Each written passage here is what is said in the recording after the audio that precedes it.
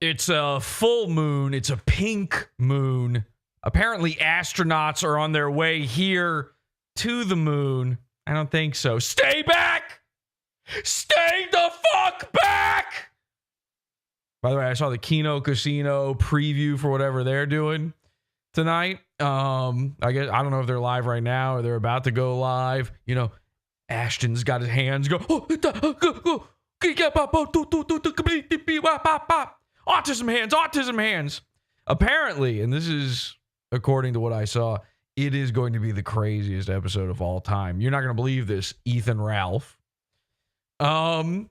I've got some news about Ethan Ralph. There's some really, we should probably, check in with Ethan Ralph here at the top of the show. What's been going on with him? We got to figure out what's going on with Ethan Ralph because I think I know. Too crazy. Well, I think I know some stuff that's been going on. There's been a lot of insane. Wow, that's the most insanest, craziest episode of all time. This is fucking, dude. It's all shit.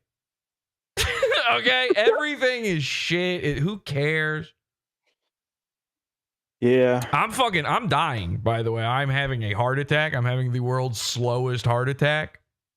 So this isn't like a Medicare style boo curse. This isn't a grift or anything like that. I'm not feeling good. All right. And I just want to be bad outside. I want to be clear with you. Okay. I found out like a month ago. Oh, what? They're planning to send astronauts back to the moon. We already established this as a colony. I took a look at the astronauts they're bringing to the moon. Now, 2 of them I'm fine with. 2 of them, not so good. And I'll let you be the judge of which ones I'm talking about. But listen, I believe, and this is true, I believe that every group, every tribe deserves their own homeland. Okay? Certain places have a right to exist. Some of them don't. Some places are not allowed to exist at all, but certain groups of people are chosen in such a way that they have the right to an ethno-state. Now, many years ago on this very program, I said, if you think about it, the moon is a white ethno-state. Maybe accidentally, but every single person who's ever walked on it was some old fucking white guy, right? Now I'm looking at these astronauts they're sending, and now they're just doing a little slingshot around. I don't like them snooping around, okay, seeing what we're getting up to here. So I do need the henchmen, manning the decks, at your stations right now, making sure no funny business is going on. Because they got, first of all, I didn't want to say it, but they've got a woman. That's Gross. Strike 1. Boo. That's not good. I didn't smell. Exactly. They've got I think he's a black guy. Now, and again, it has nothing to do, I love black people. Okay? I love every type of guy except Indian and Brazilian. And we could be here all night. But black guys, I love them. And I think they should have their homeland of Africa. I agree. I agree with black people. Give Egypt back to black people. Give it to them. They built the pyramids. Let them live inside their sarcophagi. But the moon is firmly established. Not only is the moon a historical whites only location, and there's nowhere on Earth left for white people, for bad skins, let's call them. Okay. White people effed up the Earth so bad that they got kicked off, and they're not allowed to be around on the Earth no more. So they said, you know what? Oh, you like colonizing? Why don't you go colonize the moon? They said it sarcastically. The bad skins did it. They found a way. And so they stopped going. We built a moon base. I just want to put it like this. PodAwful has a right to exist. We have a right to exist. Okay, I got 14 words for you. Happy to be here. And we should not allow anybody to tread on us this way, you know? From the river to the sea of tranquility is what I say about that. So the point I'm trying to make here is I believe in a place for everything and everything in its place. And I believe in equal, everybody's the same and equal, everybody's the exact same is what I believe in.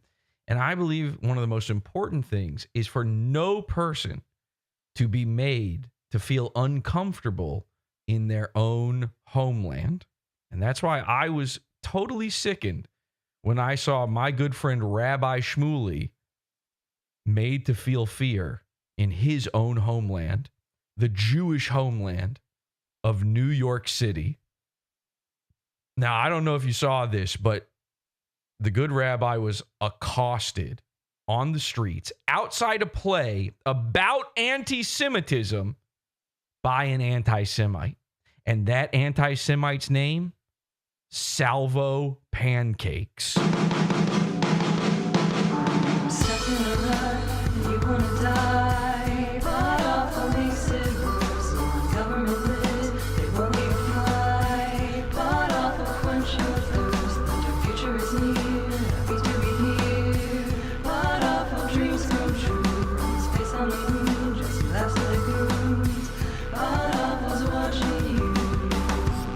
That's a mind game, what we would call back in the day for tricknology.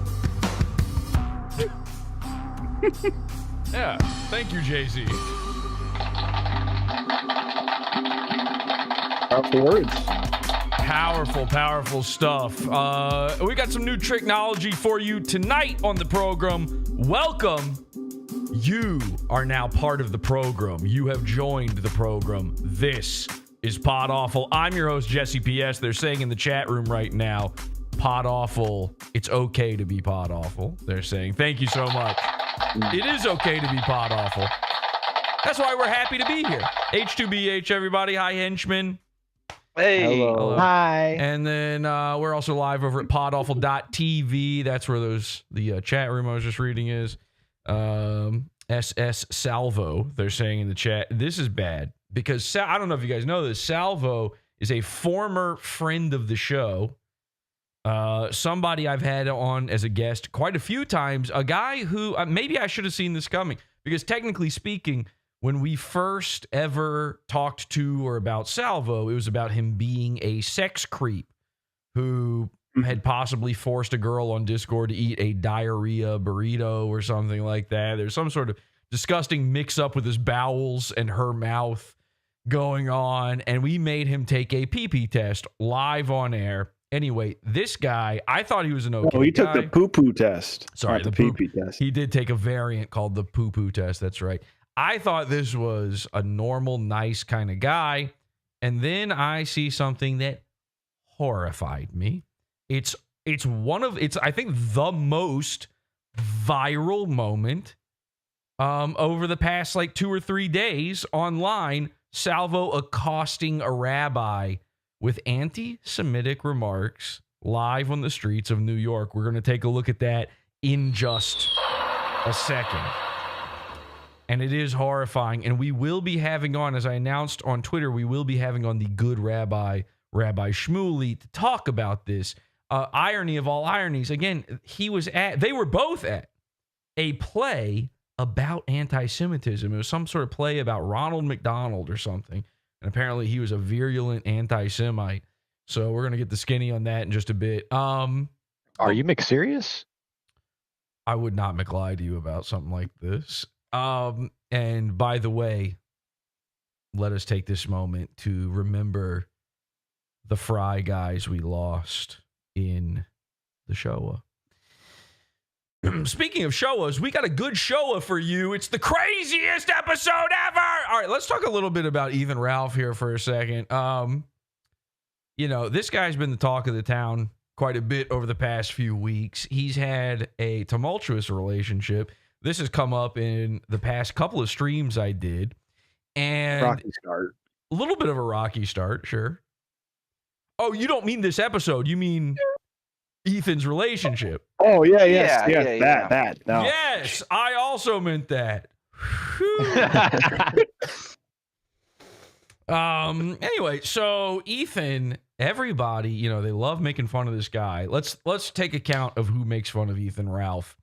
What do they say about it? You can judge a man's character by his enemies or something like that. Some sort of saying like that. So who are Ethan Ralph's enemies? Well, they'd be the guys that cover him regularly, I suppose. So you've got Ice Dancer's boyfriend. Yep. You've got, who, by the way, is also known as Florida Cog. Then you've got Horticulture. British Mersh, who, by the way, is Streaming also Hoojan. known as Streaming Hoojan. Yeah, that's right. We are. We're innovating. And then you've got, and this is brand new, covering Ethan Ralph, and this guy has now recently turned on Ice Dancer's boyfriend. You've got a guy known as Non-Streaming Cog.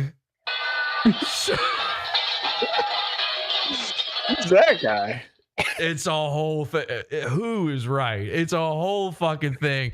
And then I guess you also got the Kino Casino guys who, maybe we should take a look at their thing real quick. Who is it? Andy that posts their little previews? I think so, right? Let's take a look at their thing here. While you're looking that up, what about Jersh?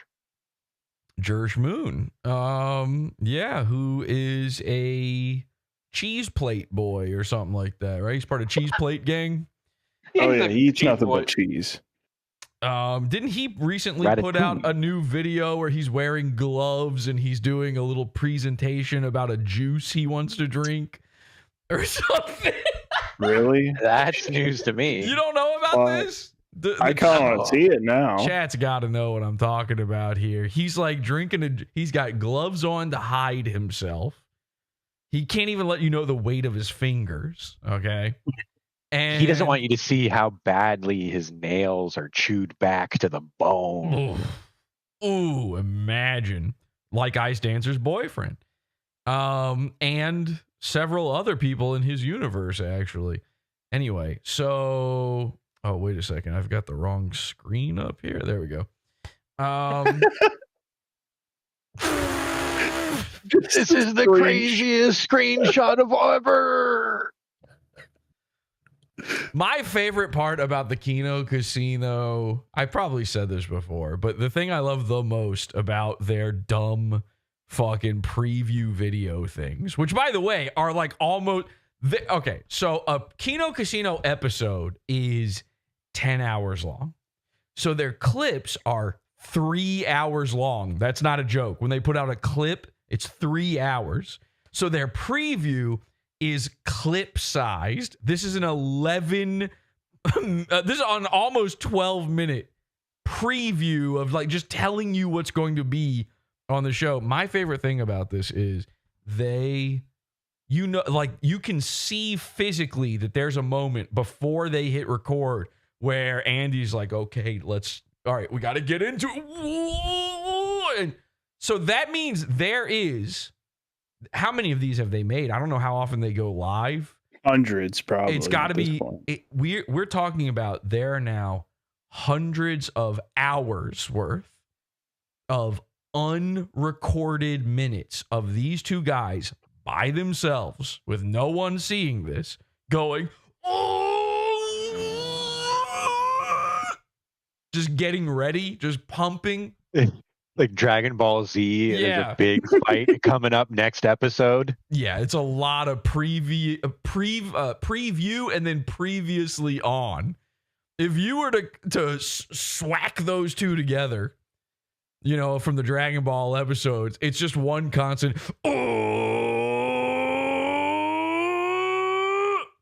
And then the whole episode is also that. Listen, they've got a limited budget. They're not going to put a lot of effort into the animation. You can see they're recycling their animation frames here. Autism hands. Also, Andy, you gotta get in there, man. You gotta start talking on your own show. Everybody shits all over, and this is not saying anything about either one of these guys, but everybody shits all over Andy. They all watch his show. Not one of them, not one of these people who shits on him was watching PPP before Andy came and scooped him up. You got to at least give him that, okay? Yep. And then poor fucking Andy. Listen, I don't watch Kino Casino because, again, I just don't have the time to watch 3-hour-long clips.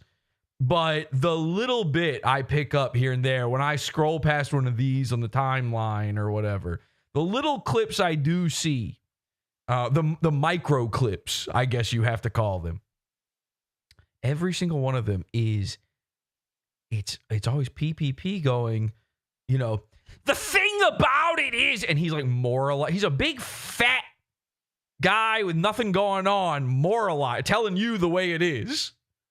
Okay, and there's only there's two modes of Kino Casino as I've seen it. There's mode number 1. It's big fat guy moralizing at you. This is a man who's chocolate starfish I've seen.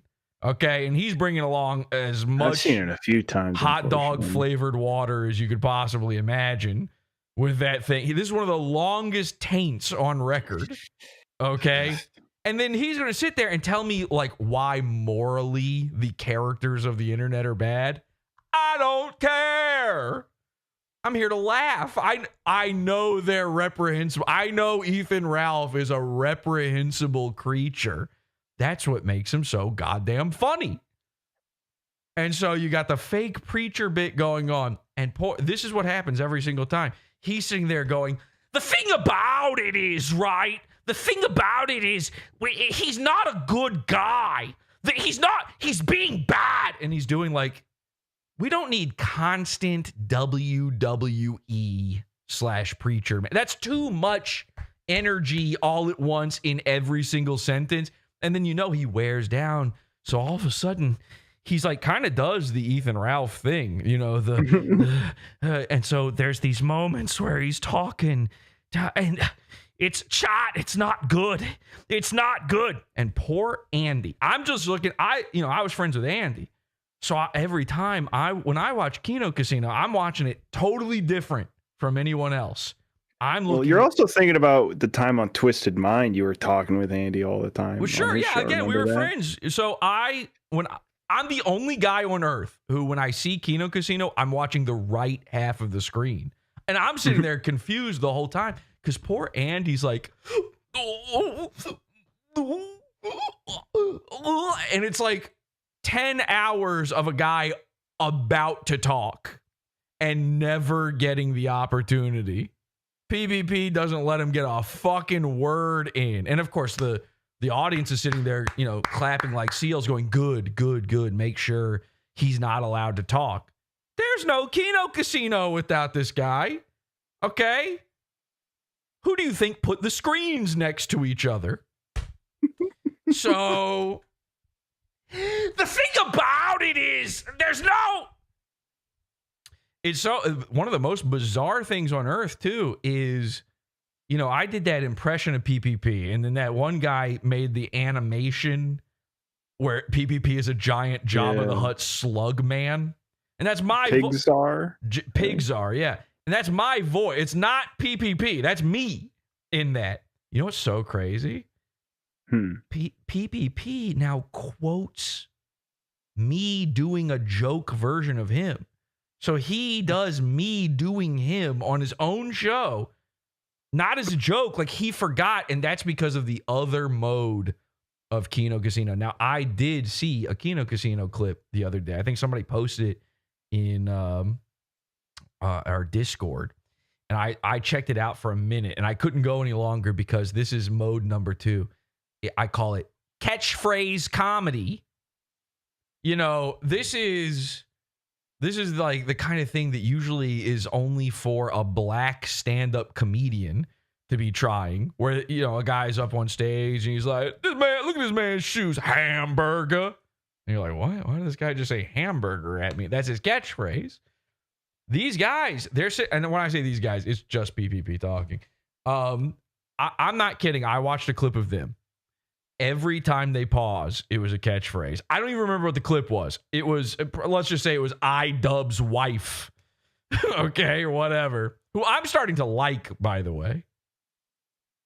I think I'm flipping on, because I was never an iDubbbz fan. Ever. Never. I don't know a single thing about whatever he was getting up to pre-cuck version of him or whatever. And every time I see a clip of this lady, I'm like, I don't know, she seems kind of cool. Anyway, so Anissa, is that her name? I think Anissa seems kind of cool. And by the way, she must be cool if her husband's like, you know what? My last name's your last name, actually. You're better than me. You're bigger and better than me. So I'm watching them do this clip, and every time they pause on it, it's a catchphrase. So clip, clip, clip, clip, pause. And then it's PPP going, that's so jokes. That's so jokes. Clip, clip, clip, pause. Whoa, buddy. Whoa. Clip, clip, clip, pause. They're felted. They're felted. Clip, clip, clip, pause. A ninja guinea. I don't think they do ninja guineas anymore, but you know what I'm saying. They're getting their whatever the kick version of a ninja guinea is. It's just that.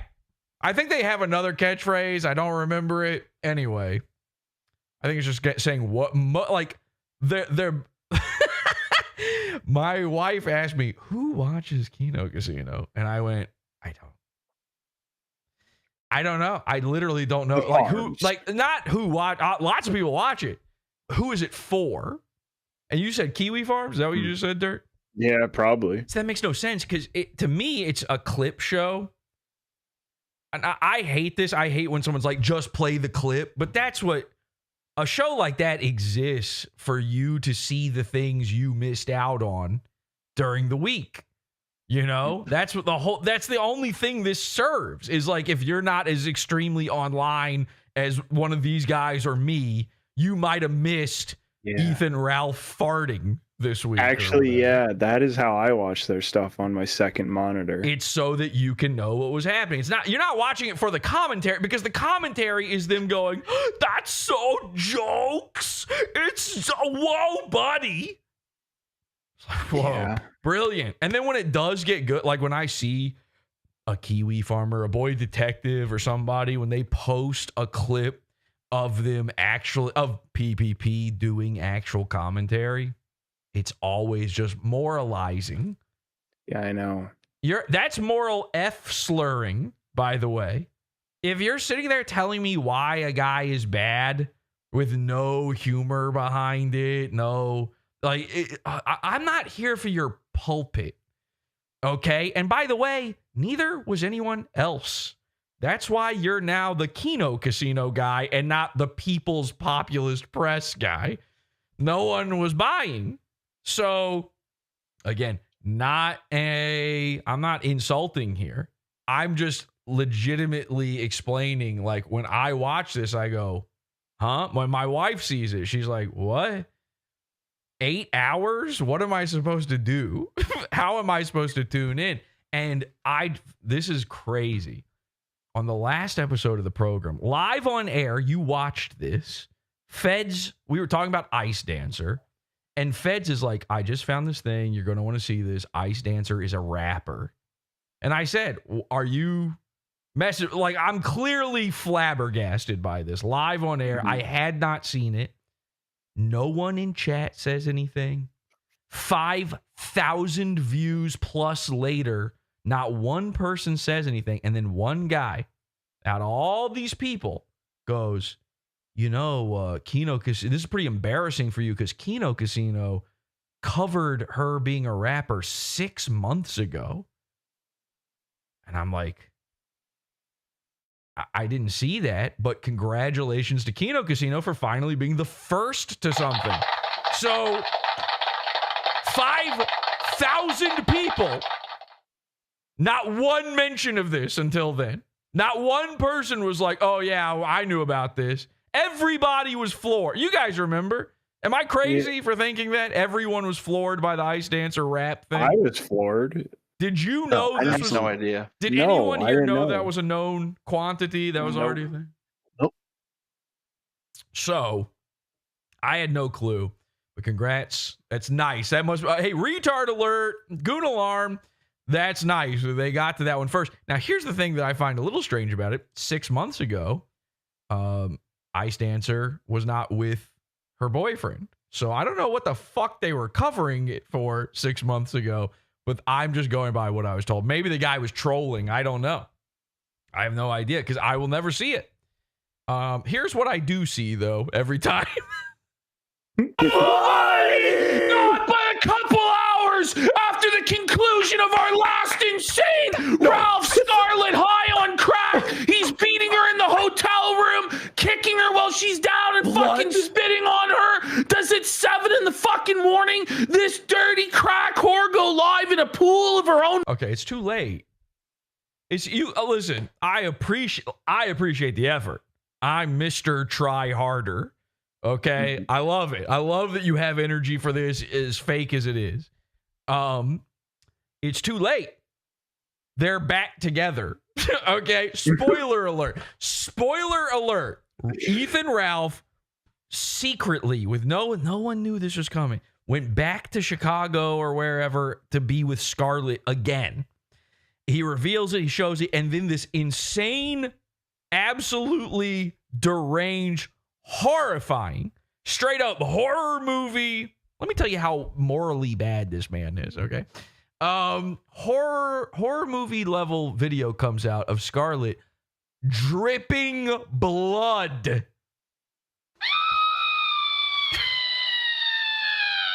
She's rolling around on the pavement, bleeding everywhere. Ralph is running away from the crime scene on all of this. Okay, absolutely. All the makings of this is, oh, people are going to be eating off of this. This is going to be big. This is going to be real big.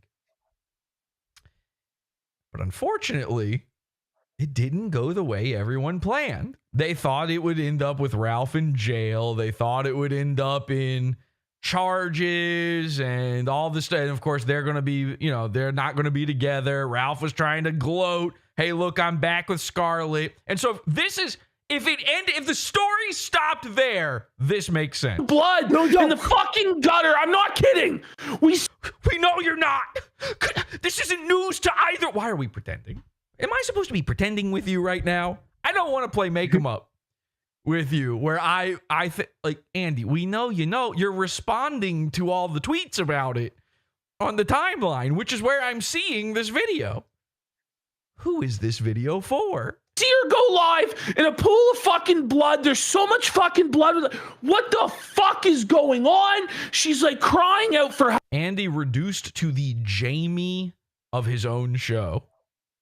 He's Jamie pull that up of Kino Casino. And except I don't think he even pulls anything up. I think they've got like a team of guys clipping stuff for them. Help on the sidewalk. Apparently, Ralph took a shot glass and fucking threw it down, broke it, cut her with the fucking shot glass. On it. He There's grabbed her blood hair and fucking threw everywhere. her on the Threw floor. her down on the ground, broke her finger? fucking. So congrats for getting in there, Andy, but PvP wasn't even listening. He talked the entire time you talked. It's like Pretty normal. You might as well have recorded your part separately from him. He doesn't even notice you're there. Finger, there's dirty old. There's no one's. Here's what you definitely don't watch Kino Casino for: the witty repartee. There's no back and forth going on whatsoever. Andy is treated on his own show the way I treat the henchmen on here, where you just hear me steamroll over some dumb thing they're interrupting with. And then the one time when I do want them to talk and I leave them all the room in the world to do it, they're just silent. Old rats. Oh, fucking I'm busy. lit. Sorry, what's happening? Shut up! looking at her blood. No joke. No, We're not exaggerating. I'm not kidding. The shit got really serious, and the fucking cops got involved, and it was a greasy Ralph's tweet? fucking horror show. It was at 8 in the morning. Ralph put a picture. So you see that? Just then Andy asks him a question, and PPP starts stretching out the syllables of what he's saying just to keep talking over top of Andy, and then doesn't answer the question. Really watch that again, okay? It might be time. Did you see him rub his forehead, actually? Yeah, he's like, shut the fuck up, Andy. Got involved, and it was a greasy Ralph's tweet? fucking horror show. It was at 8 in the morning. Look at him. He hates that Andy's jumping in here. This is a true theory I have. I think PPP has, PPP since he's always been fat. For the entire time we've known PPP, he's been a fat guy, but he's gotten really, really, he's 3 times the size Ethan Ralph ever was. I don't know why that's just acceptable for him, but I have a theory He that has a moral. he got fatter to take up more room on screen to try to edge out Andy. You look at how close to the edge of the screen Andy is. I'm telling you, the next time we check in, half of Andy's face is going to be cut off by the side of the screen. PPP will be in there. Ralph You'll see PPP's arms inside Andy's shot here. put a picture of Leo from Catch Me If You Can. If you can. He's like, If you can't. We didn't need that. We heard him say it. What are you, an echo? catch me if you can. Bon voyage. He's fled to the fucking airport. We're are the cops gonna get him in time? It's serious shit out here. See, this would all be wildly, wildly funny if we didn't already know the end results here. So let's go to the end results of what was happening with Ethan and Scarlett. I saw Ethan tweet this out. I, of course, see everybody is going wild over this, talking about it. Ice Dancer's boyfriend is doing an emergency live stream about this. It's the biggest news ever. And again, it's crazy. Okay, the bleeding is crazy. I should show the bleeding, I suppose. Let me go to that. Yeah, let's look at the bleeding. They're begging for it in chat. They're begging for blood. Now I kind of don't want. They're begging for blood. If they're begging for blood, I kind of don't want to show it now. Please show us the clip we've already seen 3 times. Yeah, that's the thing. Is that's what I'm saying. Is it's too late. It's too late to even talk about this unless you've got some other thing. You've got another take on it. Whatever's happening here. So here's Doompill. Doompill used to watch PodAwful, but then I jokingly am friends with Ralph, and that upsets him. So here he is begging for blood. By the way, I don't even know how to put this. Ice Dancer's boyfriend is getting off to this woman being abused. This is his goon. And he tried to make her abuse a fun thing. She was apparently had some other boyfriend before all this in the Dabbleverse, and he was abusive. And Mersh loves to monetize a woman's blood.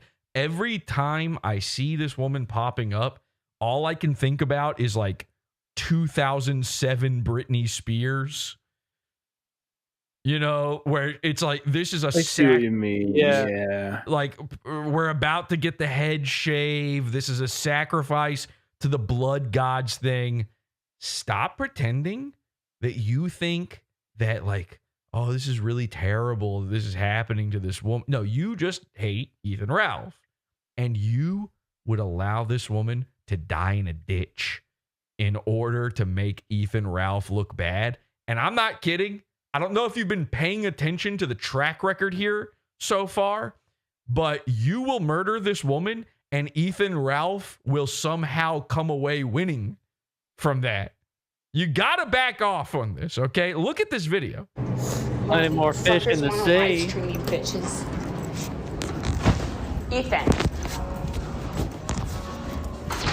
Ethan?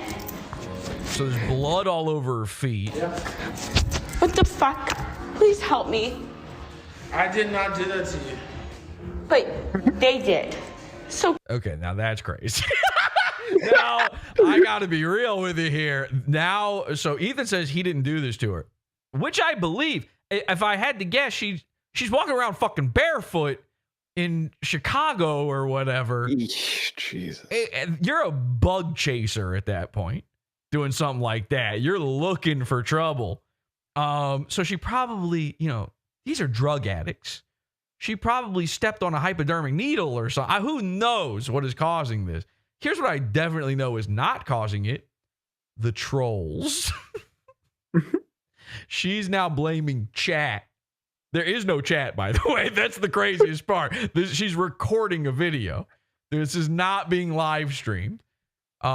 She is now blaming Ethan's trolls for her foot blood issue. Honestly, but she is kind of right. Damn. Maybe she's kind of fucking right, though. Actually, that is like the craziest thing ever. That's so funny that she just instantly, I mean, let's be real. What's happening here? She doesn't want Ethan freaking out on her, but they're literally begging for blood. They want this. They want the head shave. They want the ritual, the sacrifice. You got to remember, we are no longer a monoculture. There is no greater zeitgeist that everyone's plugged into. For years, and I've talked about this long ago, nothing to do with any of this topic. For many, many years, every generation, every decade, you would get a new woman to be sacrificed to the greater culture for everyone. It's like a world lol cow where everyone gets to come in together and go, we all hate you now. Murder her. Murder her. They did this with Britney. Princess Diana. Jane Mansfield. Miley Cyrus. They were doing this forever. When was the last one? Been a while. Who was our last big female sacrifice to the earth? These are Moloch worshiping, and again, lots of places have the right to exist. All right, I don't want to, before we bring on our big guest. Oh, they were kind of trying to make it Sabrina Carpenter. Yeah, well, and that's the thing. They're trying to make fetch happen with Sabrina. We all know that, right? No, could you name a Sabrina Carpenter song? I know who Sabrina Carpenter is, by way of force through the internet, I suppose. I couldn't hum a single one of her tunes. I have no idea what's going on. That's a fake person. That is a music industry or desperate. Chappelle Roan. That's a music Chappelle Roan. What the fuck was going on there? Yeah. This is a music industry desperate to get a monoculture going again. Everything is so segmented, it's so piecemeal. There's no big star for anything, including the internet. Everybody wants to think like, oh, the internet is replacing traditional media, the new media. No. Everything is just tiny little bite-sized nuggets, weird corners of the internet. How do you think this exists? So they can't do their Mayan sacrifice to, the blood god anymore. It's getting a little desperate out there. And just as much as they want to do that to, feed the dark powers that, keep the machine going for them, you need it too. You need the punching bag. You need the piñata, the human female piñata, to let it all out on. And there's a reason for that. That person used to be a guy's wife. You could go home from work. You had a tough day at the factory, at the lever pulling factory. You go home, you pull your pants down at the door, instantly into your underwear. You sit down in front of the couch. You put your hand down the waistband of your pants. You start instantly drinking. Just a beer appears. You're now fully drunk. Your wife walks in and says, I'm making your favorite dinner. You punch the shit out of her. for having the nerve to even think about addressing you at a time like this. She dutifully finishes your In my favorite lazy meal. boy. You're sitting there. Yeah, it's your favorite chair, your chair. No one else is allowed to sit in it. Dinner's finally ready. You sit there, you eat like this. You go, progressively getting drunker and drunker as your wife quivers. So, how was work today?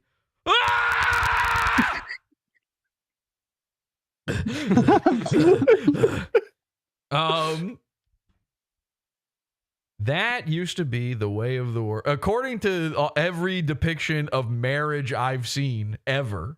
How right in the kisser, right? Exactly. That's the way it was meant to work. And then they stopped, they stopped allowing you to do that.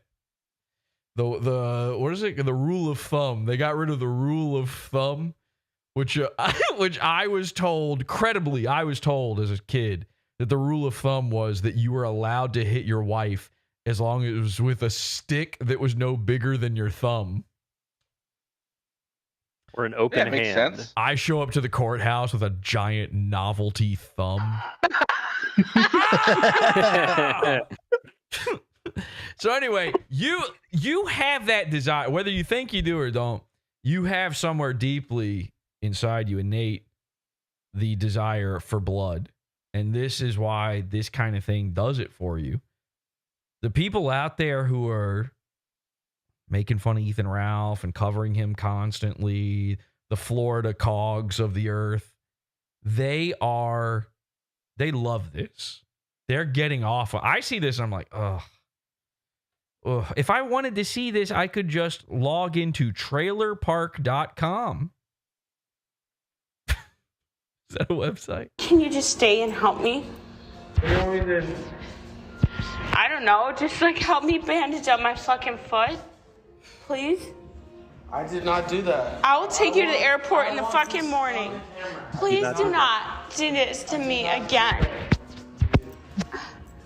The fuck, man? Like, what the fuck, dude? It's not your fault. You didn't fucking do this to me. You did not fucking do this to me. These bitches, Hooksy, hey. And I gotta be honest, like with drug addicts, I don't care who's doing what to who. It's probably her fault. I mean, yeah, honestly, I think apparently it was Hootie's fault from the blowfish. Well, listen, Hootie was there, probably. I don't know. Now, who's that? Darius Rucker? Is that Hootie? You probably also got the black guy from Dave Matthews Band. He's probably there. Random black guys from a white guy coded band are all hanging around Scarlett, blacking her, making her feet bleed. Eating the shit out of her. The guy Avenged Sevenfold just showed up. Is that one? There's a lot going on. Yeah, listen, I saw this video and I see everybody freaking out about Ethan, and my first thought was, and this isn't a pro Ethan thought, this is an anti I don't want to see this thought. My first thought was, damn, what'd she do to deserve this?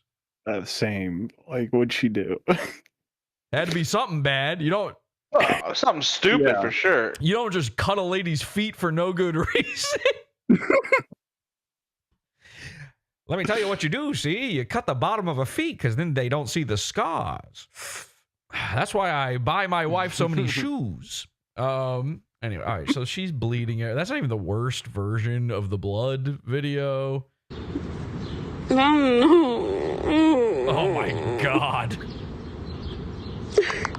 You back outside now? What the can't, man. I can't. You're the birds. It's even fucking no one cares. She's gonna die here. On her foot. She's gonna die there. So, hey, by the way, this is the stuff that everybody is like laughing when you saw PPP and Worski a minute ago going, "Wow!"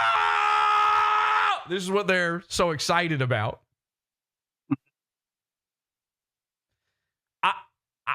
I'm the most fucked up guy online because I sent a dude coleslaw 150 times. Slaw Bomber patch, by the way. Go ahead and get that awful.tech. Everybody else is like, finally, a woman bleeds. Now the fun can really begin. People are getting Joker coded out there. The Earth's Jokers are increasing. Right before the program began, I saw Charles Carroll from MDE. He said, I'm going Joker. It's getting scary out there with this stuff. You got to be careful. You can never... I don't give a fuck. You never want to go full Joker. So, unfortunately, though, I also did turn Ethan Ralph into the Joker. Okay, because here's what happened. This is crazy, but this is true. And this is the only reason I'm willing to talk about this, is because this is another little bit of PodAwful hijinks. So I see all this stuff going down. I see Ethan Ralph tweeting. Someone asks him, back to Mexico again? Is Vegas still on? We need the juicy goss. Ethan says, nah, I'm out on Vegas. So if you don't know, Ethan and Scarlett were heavily implying, if not straight up saying, I don't know if they ever fully confirmed this, that they were going to go elope in Vegas during the same time as Hackamania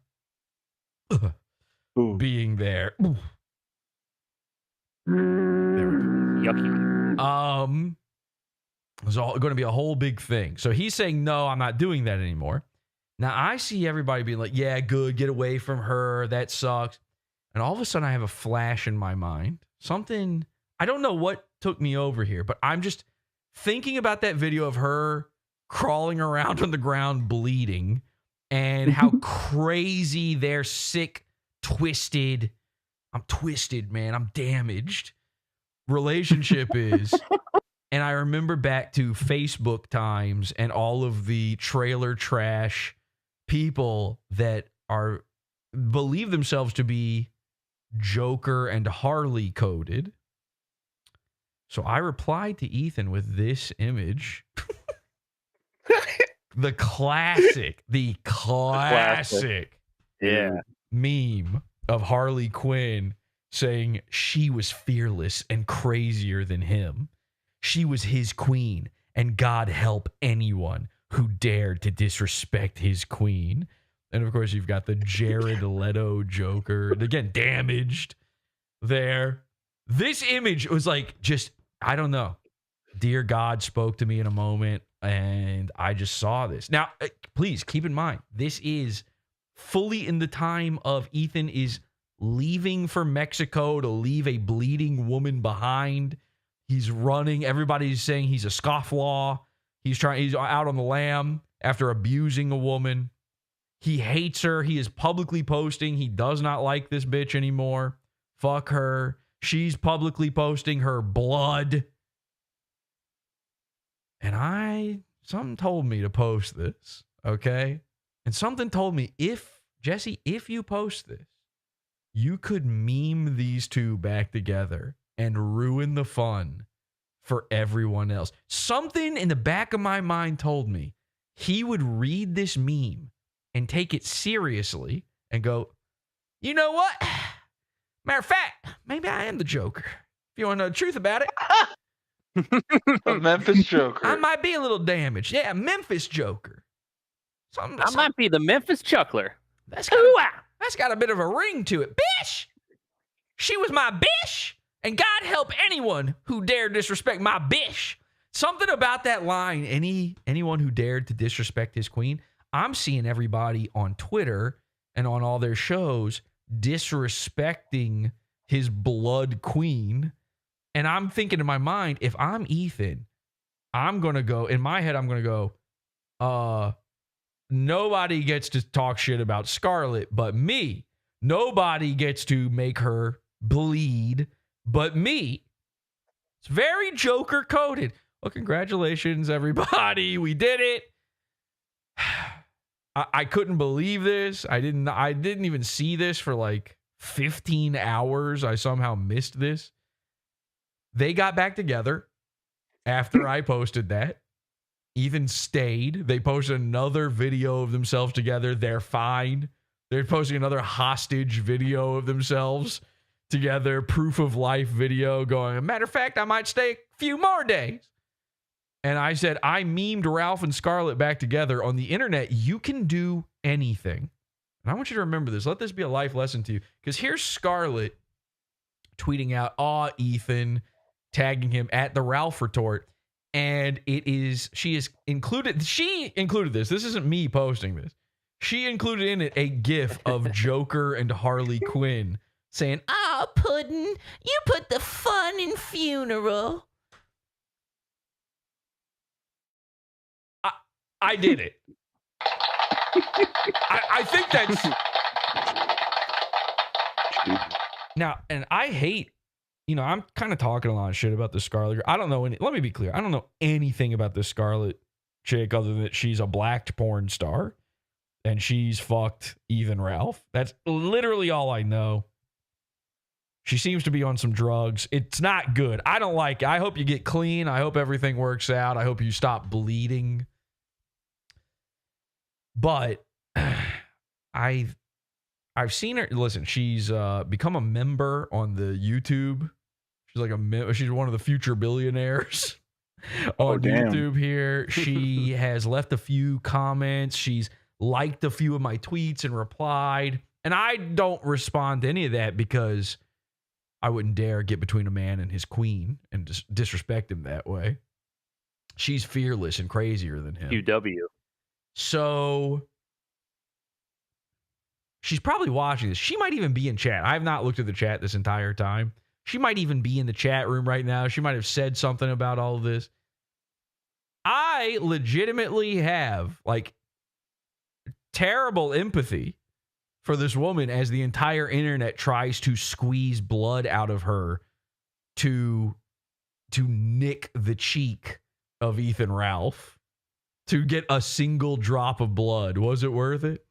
I genuinely think it's horrific what's going on there. And this is not me doing the PPP style moralizing. These are just my feelings. And I've said a lot of shit about this lady who is potentially watching this. And I've noticed over and over again that, okay, this might be crazy. I think I have a direct influence over the things she does next.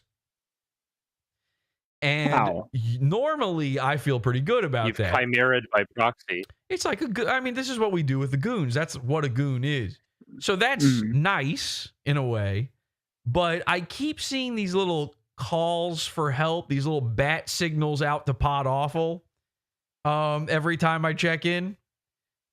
Again, the first time she and Ethan got into a fight and then I called him on the live stream and everything, they go to Culver's, remember? And now she's eating coleslaw on screen. Again, I'm the coleslaw guy, okay?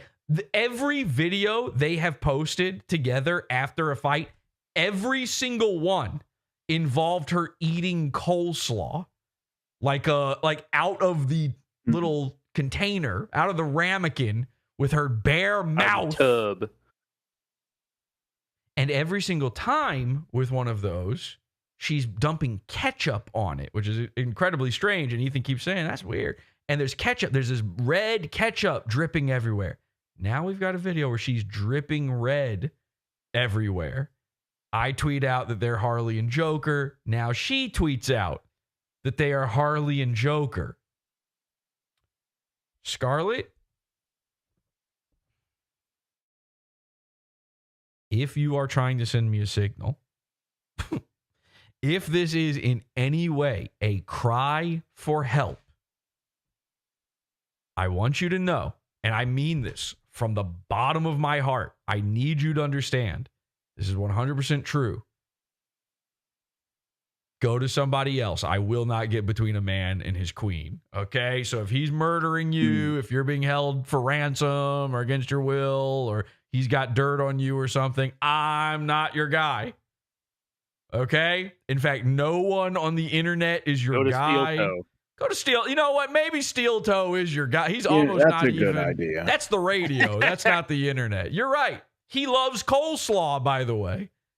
Nobody loves coleslaw online more. You want some coleslaw, you big-titted fags? Than Aaron Imholt. Okay? Please, for the love of God, if there is anything that anyone needs to know or you need help, you know when they used to put a safe space yellow sign up at a 7-Eleven, so if you're a beaten, abused woman, you could show up to the Indian run 7-Eleven and be like, help me, and they have to be like, okay. They have no clue what's going on. That was a place where you could drop off your baby. When I was a kid, 7-Eleven was a place you could safely drop off your unwanted child. Where do you think roller dogs come from? So, I'm not your guy. Go to Aaron Imholt. PodAwful made me do it. He can help you out. I don't think Patrick wants Jesse PS smoke. Jesse's a fucking weirdo. That's very, very true. Listen to him, okay? This man has taken care of so many fucked up women. She's in Wisconsin? He's in Minnesota. Those are close, I think. I think those are relatively close together. Just show up to his house. He can get over there. All right. If you want I'll give you his address. If you want to show up to his house, bring a big tub of coleslaw. You guys can eat it together. He will house you. He will bathe you. He will let you cuck him. It's all possible. The spider will give you energy. It'll give you wings. So anyway, yeah, I did make them get back together, and I am starting to regret that decision, but I do like the part where it completely deflated, like, took the wind out of the sails of everybody covering this, and that, by the way, that's the proof that the Kino Casino audience are the people who haven't seen what's going on yet, that they just need a catch up. They need you to go, hey, just play the clip. That's who watches, is the just play the clip guys. They don't know that they're back together yet. So the blood is still exciting for them. Me, I can't even get off to blood anymore. We'll be right back with Rabbi Shmuley right after this. Thank you very much. We'll see you in a second.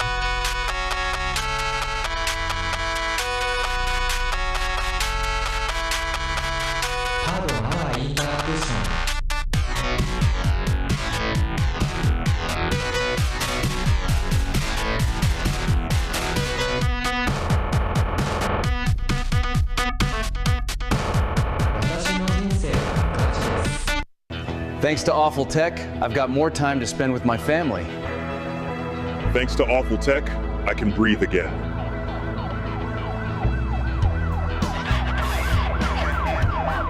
Thanks to Awful Tech, I can hang with my friends, feel young again, and live my best life.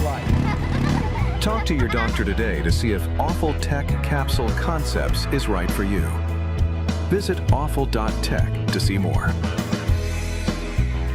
Awful.tech, grab yourself a Slaw Bomber jacket, the patches. It's all part of the Henchman capsule. We got 6 patches and this incredible jacket that people have been asking me for forever now. So we got it. Awful.tech, go grab it. You get everything. Get the entire capsule. You get one of your patches for free. Go check that out. Lots of other stuff too, and more things coming very soon. Awful.tech. Support the program. And with that, I'm taking off the jacket because I'm hot. Is that all right? Should I bring this shirt back, by the way? This shirt is no longer in the store, but maybe I should bring it back. What do we think? I'd buy a click-in shirt. I did want a neutral PodAwful one for a while, yeah. What I'm planning to do very soon is I'm going to introduce a bunch of cheaper shirts, cheaper for you to buy. They won't be like terrible quality or anything, but they won't be our incredibly nice quality ones that do cost more. And, there'll be simpler designs and something that everybody can enjoy, and more generic kind of designs on them, but pretty, still good stuff that you can get for a nice, low price. And we're going to introduce those into our pay sell capsule. Oh, you're a pay sell? You have no money? You're broke? Don't worry, we've got you. We've got you. We'll have something nice and cheap for you. You get them to you get the pay cell capsule, you get, a certain amount of money off. We have shirts in there right now in that capsule, but I'm going to be getting rid of those soon. They kind of don't apply anymore. Yeah, like Comics Go, you did that just on like a whim. That was just a joke. Somebody, yeah. The Comics been around Go for shirt. a while. I mean, if you want it, go grab it now because I will be getting rid of that at some point. But yeah, we have a Comics Gate related shirt that was just a thing to make Ethan Van Sciver mad, and an Ice Dancer's boyfriend design. That's what's currently in there. I'm gonna get a bunch of new stuff in there and kind of refresh the whole line. Did you guys see what happened with Salvo and Rabbi Shmuley? Oh yeah. Do you guys know who Rabbi Shmuley is? Have you seen this guy before? He's sort of a character, man. Oh yeah. He's like one of the internet's great characters. Let's take a look at this. This is an incredible video. Rabbi Shmuley is a Zionist fucking pig. Get this. Here he is, right on camera. Hi, everybody. I have no problem saying it. Rabbi Shmuley. Say your name. I'm Salvo, baby. I have no problem saying it. What's your phone number? Sure, why wouldn't you? I guess it's hitting on him now. What's your address? Okay, now what's your soch? Say why would I give a Zionist? Say it all. Zionist pig, relax. Why would I give a Zionist? Why would I give? No. No. There it is, baby. No way. That's what we call in the business a tunnel run. Say it all. Zionist pig, relax. Why would I give a Zionist? Why would I give? Excuse me, officer. So, as if a New York City police officer starts driving, just happens to be driving by, okay? Or maybe Rabbi Shmuley put up the nose signal. I'm not sure. But he comes running by. Shmuley's, he appears to have stolen his top from a child, and now he's hanging out of the bottom of it, Ethan Ralph style. And he does what can only be described as a woman daintily running after her lover on the train, waving her hanky at him style run. An aggressive mint. Yes, yeah. There's almost a sachet to it. You gotta watch that one more time. Say it all. Zionist pig, relax. Why would I give a Zionist? Excuse me. Why would I give? Excuse me, officer. By the way, if you're a cop and a guy comes running up to you like that, you are now in the clear to start. Oh, bang, bang, bang. This guy, he's battered your reaching. car. He's reaching. Man is attacking me. I have it on video. Right now. I have it on video. I have it on video. They both have it on video. It's a hate crime. He's threatening me. I called him a Zionist. I didn't touch him. He came over to me and I filmed the I have it on video. Unfortunately, Rabbi Shmuley was hate crimed in this moment. He was fully assaulted, both physically and spiritually and metaphysically. I just talked to him. I didn't touch him. He's threatening my life. No, I didn't. He has to be arrested, please. I have it on video. He has to be. Now, I don't know if they noticed when the good rabbi came running up, but they have at this point now noticed his hat. And so they are taking his orders now the way they're meant to. Please, he has to be arrested. They know who you are, bro. Please, sir, he has to be arrested. Rabbi Shmuley, what happened to dialogue? Let's see if the what happened to dialogue, Rabbi Shmuley? Is this your husband? You let him in the street acting such a fool every time, huh? Debbie, bring it here. Is that a wig? This is what happened to me at the fountain. Yes, that's a wig. Yeah. Yeah, well, of course it's a wig. She's got to hide her head from God. What kind of question is that? It's just another Rabbi Shmuley. What do you want her to do? I got another one from the clone farm. What, you want God to see what the hell is going on the top of the head he made? They have to fool their own God with wigs and hats. And fish line and lots of stuff. When I was a kid, and I mean a little kid, I'm not Jewish. So I didn't know anything about the Jewish people. And hopefully Rabbi Shmuley will be able to teach me a little something here in a second.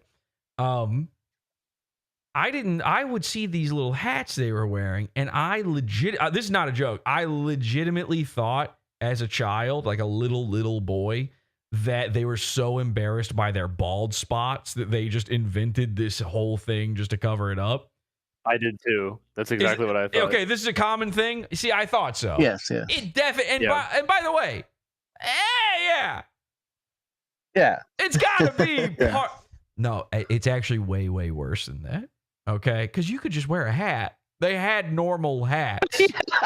If you're really worried about being bald, you would invent the sombrero.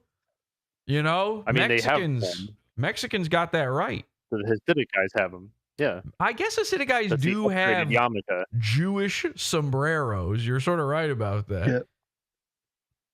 Anyway, the point is, it's way, way, way, way, way, way, way, way worse than that. Jewish people were told by God, okay, a guy who they talk to, supposedly, like they're his best buddies. They're his favorites. And God was like, hey, listen, I know this sounds crazy, but I can't be seeing the top of your head. That shit's fucked up, dude. I don't know what this whole thing is with the curly sideburns and all that stuff is, but if I see the top of your head one more, I'm up in heaven, right? And I'm looking down on you guys, and I see all these little bald spots, and I'm like, so you're gonna have to, if you respect me, you want to respect me, you're gonna be covering up that head, son. And Jews went, okay, but how much? The entire reason yarmulkes exist is because it's their way of trying to get around being told to hide their, they're like, well, what if I only cover up a little bit of my head? At some point, a rabbi, much like our good friend Rabbi Shmuley here, had to like legitimately sit there and rule upon this and go, okay, well, you can't use like a stamp from the post office. That's too small. So that's not doing it. And you got to save those. You don't want to waste any money. So it's actually both. It's like it's them trying to outdo each other on the amount of subverting their own rule set. But it's also like I'm going to guess what the rabbi finally voted on was like, well, we're all kind of bald up there, right? We'll just go with that. That amount will be the good amount. Thank you. Which is crazy. Like, so this is what people don't know, though, is it's way worse with the women. It's way, way worse. Orthodox Jewish women.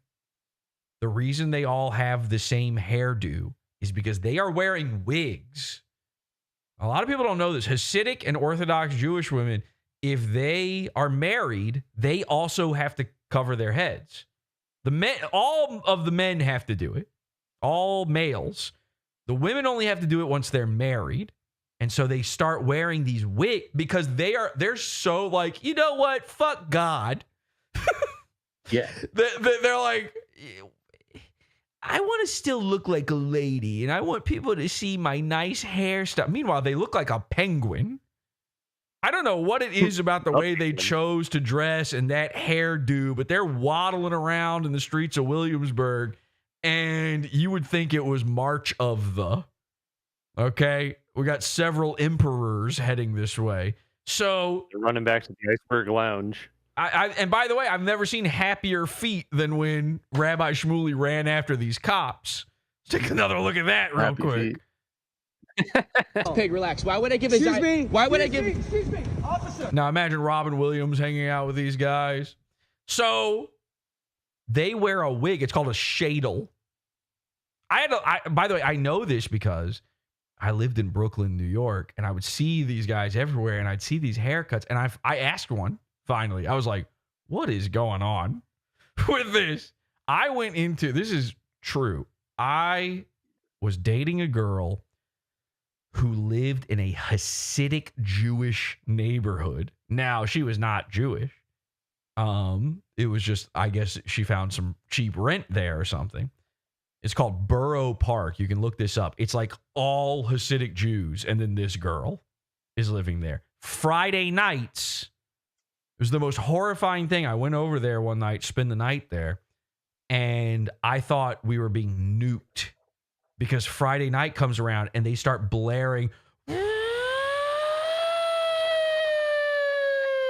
all over the town. And it's to let Jews know that sundown is happening and they have to go. They're not allowed to use electronics or do work anymore. And many would argue, were they doing it before? But now they have to set into motion all of their tricks to get around this. Their Shabbos goy, they would hire Mexicans to come and like work the elevator for them. They have to make sure the eruv is up so they can still just, do all the stuff they're not supposed to do. And, call me crazy. I would hear this noise and I'd be like, this is horrific. It sounds like The Purge is beginning outside. Here's a question.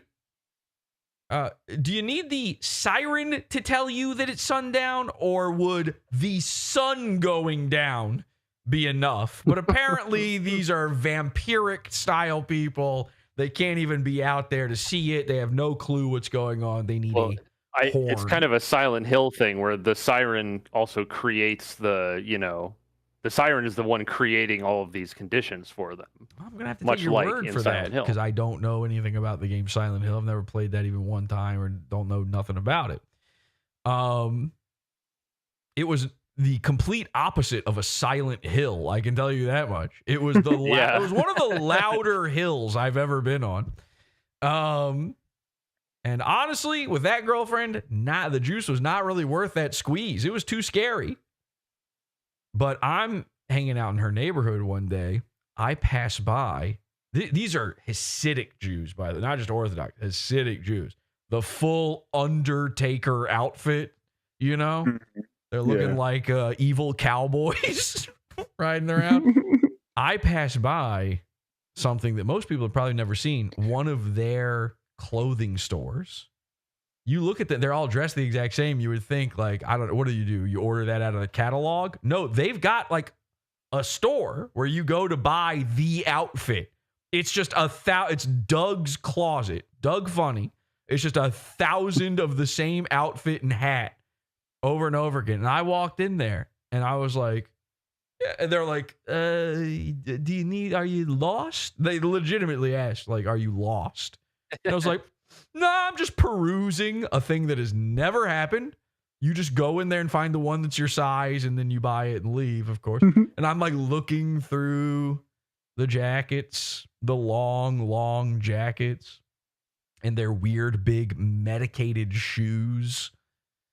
And I look at the price tag. These things are over $1,000. Like every single piece of this is so expensive. And of course, I didn't know it at the time, but the reason for that is they're not paying for it. You are. You're paying for it with your tax money because all of these guys are on welfare. So they jack the price up on these things so that they can make the money off of it, right? And it doesn't do anything to the community. The community is paying for it with their welfare. In curiosity, Yoel, I asked the guy running the place about all that stuff, and this is the guy who told me about the shadle. They were selling wigs, and I'm like, oh, that's the hair. That's every Jewish lady's hair is right here on this thing. They've got it.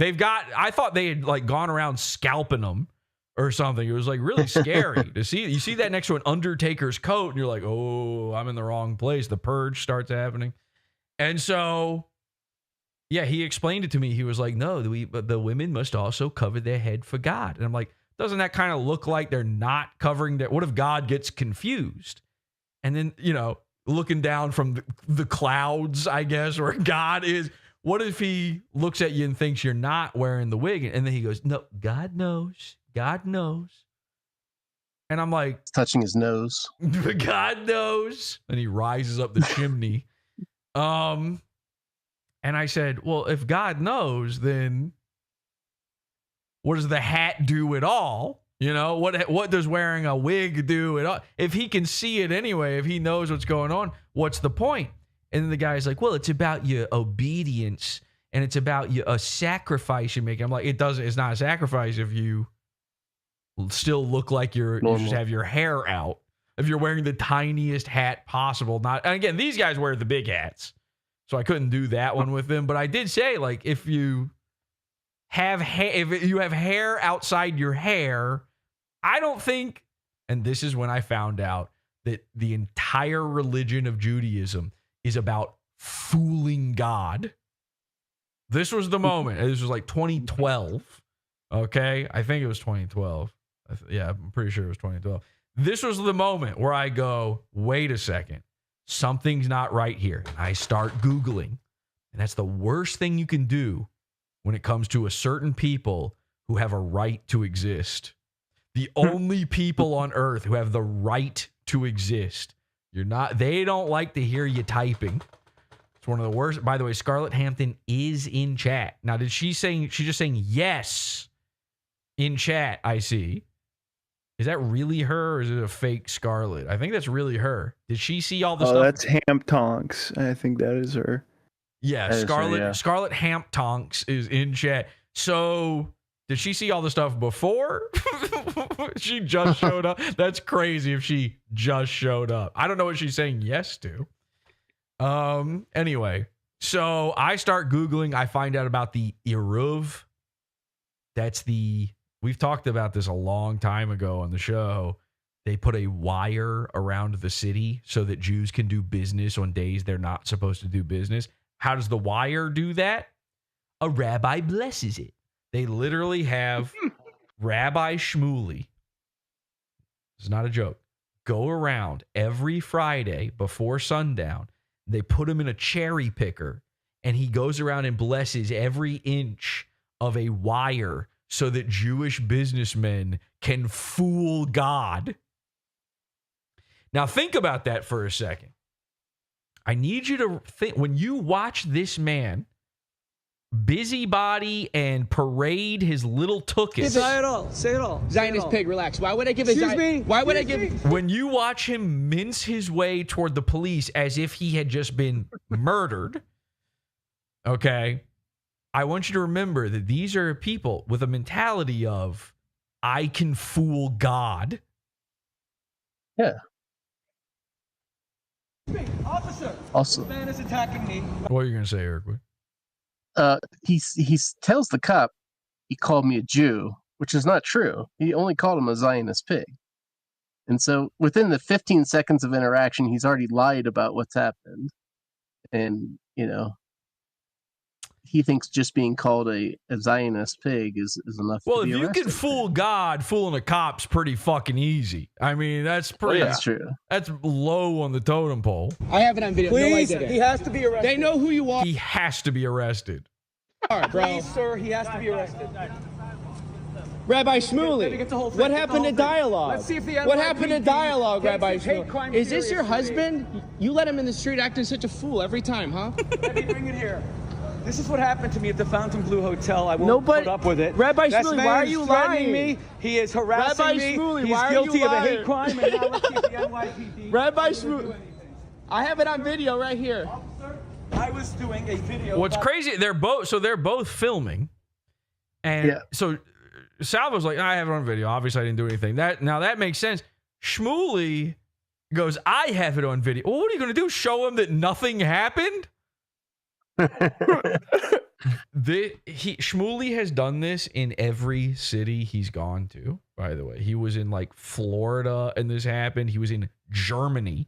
He went to Germany and this happened. A guy came up to him and like tapped him on the foot or something, and he starts going, police, whatever the German word for police is.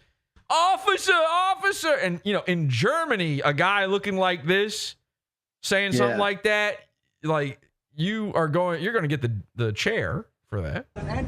This is about anti-Semitism. Can we? You stole your wardrobe from the closet of Zelensky or something here. Somebody, who was it? Somebody said that maybe it was Salvo who said this, that he is wearing the shirt of one of the Palestinian kids that they murdered. Right here. He stole it off of the corpse of a child. Video about this is about anti-Semitism. I'm doing this a play. video We're in the middle too. of an intermission. This man came over. I was at the play attacked too. me, harassed me. He already called us fucking Jews upstairs. I have a woman who witnessed it. No, you called us. No, I didn't. So that just didn't. He's like making stuff up now. That didn't even happen. And by the way, that would be crazy because again, he's not lying about this. The play they're watching is about anti-Semitism. Everyone in the theater is Rabbi Shmuley except for Salvo. Yes. Salvo took his girlfriend to see this play because she's like, I like John Lithgow, and he's the lead actor in the play. And so I think they went in blind, not knowing what this was. They show up, and it's just rabbis in the audience, which, again, one of the spookiest things that could happen. If you had no cultural context for what a Jewish man is, like an Orthodox Jew or a rabbi is, and you put a figure out on your lawn for Halloween of a rabbi, people would be just as scared of that as they would be of a 12-foot skeleton. The Hat Man. I do have a question. Yes. I'm I'm is taking it a crime to shout? 1 second. Anybody else? One Am I second. first in line? I'm now taking questions. The floor is yours. Is it a crime to shout Jew in a theater full of rabbis?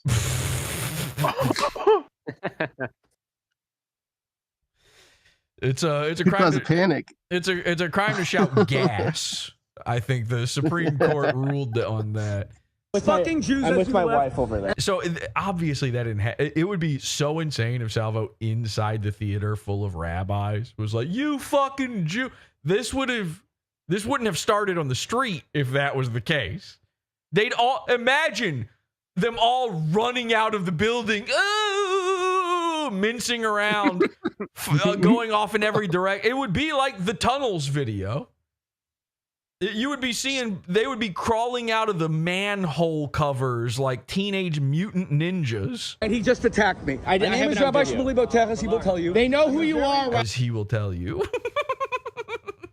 My reputation precedes me. Rabbi Shmuley. They know who you are, Rabbi Shmuley. You're making attacked me, and this is a hate crime. You're making it. What was the crime exactly? Which part was the crime? Okay, I understand the hate. But I don't see the crime just yet.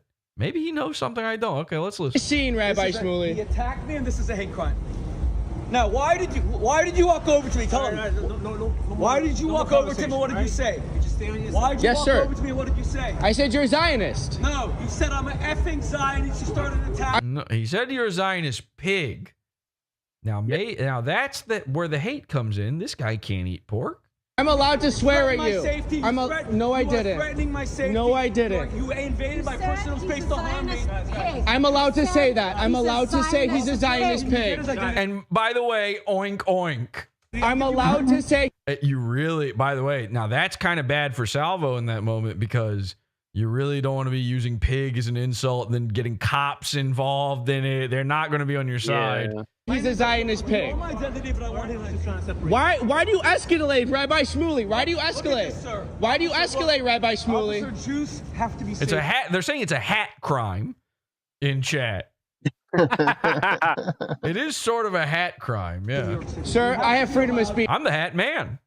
Sir, Jews cannot be attacked because they weren't Kino. If someone's black and they're attacked, that's racist. Rabbi Shmuley completely losing his mind. By the way, on this day, Salvo had already broken onto the news to yell that Israel are criminals or war criminals. No joke. Damn, they're like really? CNN or something. Yeah, there's a whole nother video where like they've got a, I don't know if it's CNN or what news channel it was. They're covering the No Kings protests. Yeah. And he just happened to ride up on a bicycle and see that this guy was, there's an anchor out on the field there, and he runs up on him and gets on the news, and he got tackled, by the way. Like, the, hi, I'm the news. You know how they've always got that person to try to get you out of there from doing that? Some dude comes up and boom, just bull rushes him. It's freedom of speech. It's freedom of speech. And it's freedom of speech. You're allowed to say that. In America, you're allowed to say it's freedom of speech. Wouldn't that be a funny, like, try a legal defense? No, Your Honor, I might have called him a Zionist pig, but remember, I have freedom of speech. It's the moops. I actually have freedom of speech, so. I can call him a Zionist.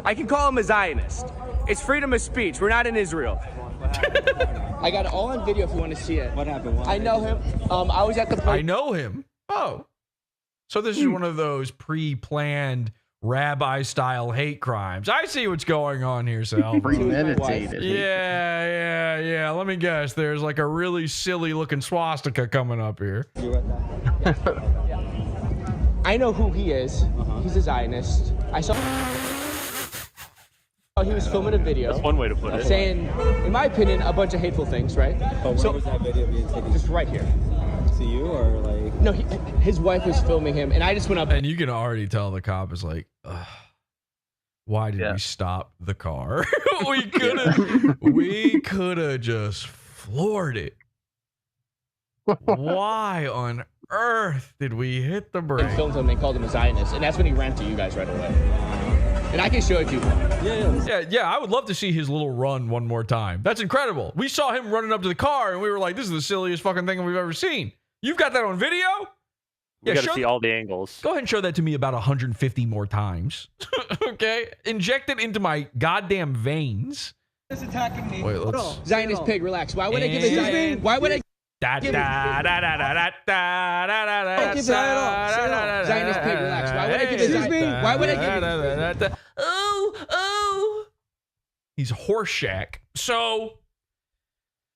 Anyway, our friend Rabbi Shmuley was supposed to be on the program tonight, but unfortunately, and I just found this out right before the show, apparently it's Passover, starts right when the show begins.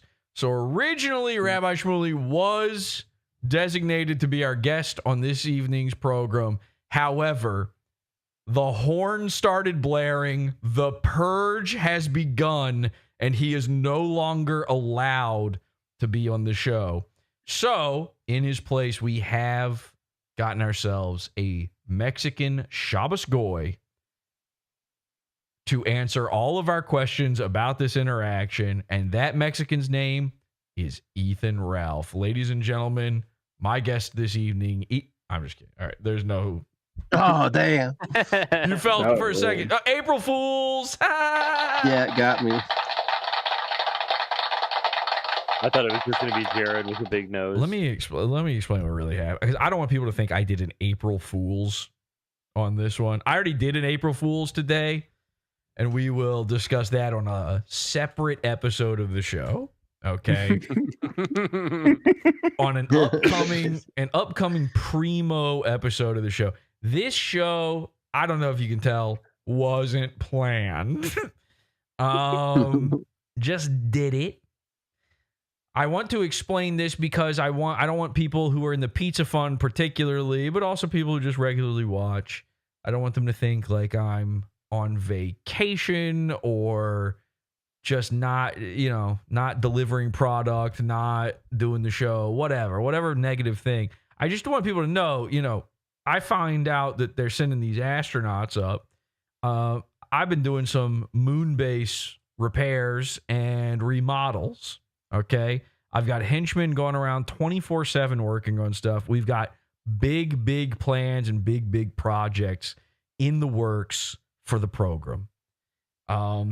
The most important thing to me right now is the program, getting more people in the program, making more people see the light. And in order to do that, I have to work on these huge things. It's as many henchmen as we've got. It's sort of, when it comes down to the nitty gritty, the daily kind of stuff, it's just me. I'm a one-man band. It's got to be me. I've got to make the hard decisions. I've got to, fund these things and pool our resources and figure this kind of stuff out. So it becomes very, very difficult to do shows and do that. So I've been trying to figure out how to balance this, okay? This is something that I've seriously put a lot of thought into, and I realized the only possible way, the only thing I can do, and even this will not fully work, because the bare minimum version of setup for this show is so heavily involved, and then trying to put it out as a podcast and the video and get it on the website. All of these things, it's just me doing these things. I'm sitting there and physically doing them in real time. You know, when it gets posted to Twitter, the Discord, the website, that's me clicking a button every single time. It's me typing everything. It's me doing everything. You pulling the lever. It's a single episode of the show, even with no pre-planning, is like 24 hours of work minimum. It's the same cost as a Netflix television show. And so I was like, you know what? I just gotta, if we're gonna get any shows out whatsoever, I gotta just I just gotta go live and wing it and see what happens. So you're watching that right now. If you're like me and you think, you know what, I prefer when you try, Jesse, then let me know now and we won't do this again. But I didn't want to just leave people hanging. I got more for you, by the way. The show's not over. But I just wanted to go live and fly by the seat of my pants and see what happens and see if that allows me to do other work as well. It's impossible to balance. It's too much. I got so many things I'm working on. You'll see it. One day you will see the fruits of these labors. And, many of the henchmen are also working on stuff for the show as well. So this will be a big, big deal because very soon, or maybe not very soon for me could be a year, by the way, just to be clear. But very, very soon, we will have a new season. Okay? Which was supposed to happen a year and a half ago, I think. Anyway, so I just want to be very, very clear and very transparent about this sort of thing. Every little project, every side thing, putting out the jackets and the patches, merch stuff, all these things. It's just me. It's just me doing that. And so, if I ran a Kino casino or a Nightwave or a British Nightwave show, I'm sure I'd have all the time in the world to get all these other things done and do shows. It's just not like that. I'm so sorry. So anyway, I brought that up to say this. I had no plan other than I'm going to go live. And then I went, hey, wait a second. The other day, I sent Rabbi Shmuley a message saying, will you please let me interview you on my show? Somebody years ago at this point, I think, no, maybe a year ago said, hey, Rabbi Shmuley kind of just goes on shows. You could probably get him on. And then they gave me they're like, you should probably do this or that. And it was something that I'd always meant to pursue anyway. And so I was like, I could probably finally make this happen. This big thing happened, Salvo, blah, blah, blah. And so I messaged him. I was legitimately trying to get him on the show. This was not an April Fool's prank. We do April Fools all year long, okay? Every day is April Fool's Day for me. I really don't need to make a big deal out of a specific day of the year for this sort of thing. So I saw instantly a bunch of people saying, oh, it's April Fool. Oh, I get it. Oh, it's April 1st, blah, blah, blah. Number one, by the way, if your knee-jerk reaction to what you think is an April Fool's Day prank is to say out loud, I'm not being fooled, you're just as bad as a guy getting fooled. You're worse. You're lame. You're a loser for trying to ruin the fun. I can't tell you how many people I saw saying that. People in the chat room beforehand, people in DMs, all sorts of stuff. I know joke. Yeah. Oh, I'm not getting fooled. Okay, gold star, boy detective. Great job. Here's your pat on the head, idiot. Now waddle off. So I hate that. And that's, by the way, why I'm not going to ever attempt to do some giant April Fool's Day prank ever again. Because instantly someone would ruin it. Everybody's too stupid for that. If you're a henchman, you should not ever be saying anything like that. It really, really gets to me. So I saw all those people saying that. I'm like, I didn't even respond. I was like, okay, whatever. That's what they think. But I was legitimately trying to get them to come on. And then it was explained to me today just happens to be the first day of Passover. And there is absolutely no way this Jewish man is going to be on the internet tonight. So this was another, earlier I was thinking about how, hey, wait a second. I just memed Scarlett and Ralph back together with a Harley Quinn meme. I could probably just lie Rabbi Shmuley onto the show. I've done it before. I've successfully gotten people to go on the show or get me on their show by just announcing it with no prior anything with it. So that's what I was doing. That's what that tweet was. If you're mad about it, I don't care really.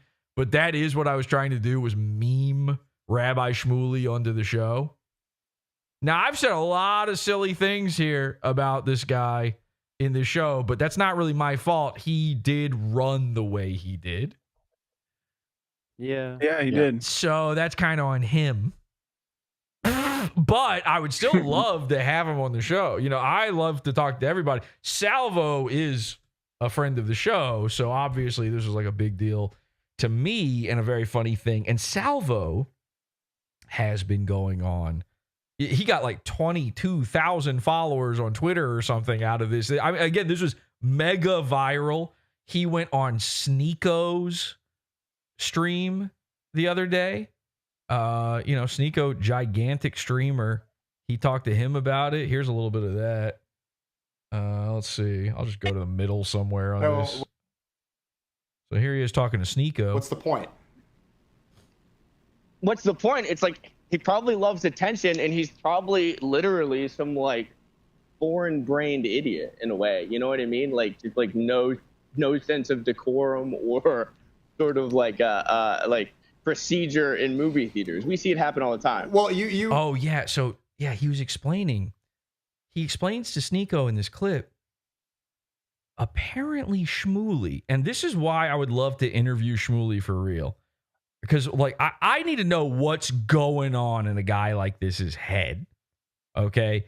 During the middle of the play, Rabbi Shmuley gets up, which is crazy. But just standing up in a Broadway play is so insane, okay? Before intermission, that's weird. You don't get up and go to the bathroom. That's why they have intermission.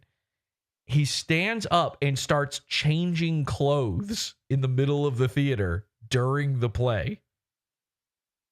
And he changes into the weird Palestinian child outfit that we saw him in. So it's like he was getting ready for, I don't know. I don't know. The craziest part is he's telling this story. I've seen them do this kind of thing before. It's like every place they go is their living room or something. Like there's no shame. There's no wall there at all. I don't know what makes a guy do something like that, but he was getting naked inside the theater and putting on new clothing. He brought with him a change of clothes for some reason. He's the only guy doing that. To everybody in the audience is a rabbi. He's still the only one doing that. I'm thinking about it now. I am wondering, I wonder if any of our other goons covered the Shmuley event. That might be interesting to take a look at if anybody wants to go, throw a tentacle out into the Goon Opticon and see if any other goons have talked about this, shown the clip. We might want to take a look at other goon coverage on this. Now, I'm not sure what I should say here. I got is this live yet? What is going on here? Let me just check in on something real quick while somebody tries to find me any goon coverage. I'm going to check in on another goon here myself and see. Oh, okay. Yeah, this is starting late. That kind of sucks. Where are we? Fuck. That is so late for what I was hoping we would go for. I kind of want to wrap this episode up right now, but this isn't happening until maybe an hour from now. Fuck. Okay, so here's what I found out. Salvo told me that he is going on Elijah Schaffer's show. Oh my God. Yes. Again, this video, this thing that happened to him is big. Everyone's talking about it. Everyone's covering it. Mega viral. So he got invited on to all these other people's shows and streams and stuff. Sneeko, Elijah Schaffer. Now, we, of course, were covering Elijah Schaffer entering the Matrix recently on the program, where he seemed to no clip out of reality and into some sort of liminal space in a flooded hotel. Elijah Schaffer got called out by Milo for cheating on his wife with Sarah Stock. It was a whole meltdown. Go check out that episode. It's a very fun, very funny episode. Elijah Schaffer tweeted this out and said, he says, new set coming together. So remember, he's had to move away because of his divorce. So he's having to build a new set for Rift TV, a thing that everyone is now claiming is exactly what we said. Grift TV. It's a fake platform. All of the viewers are botted. They have no money. He's now spending somebody's money to build a brand new set. New set coming together, almost done, goes hard.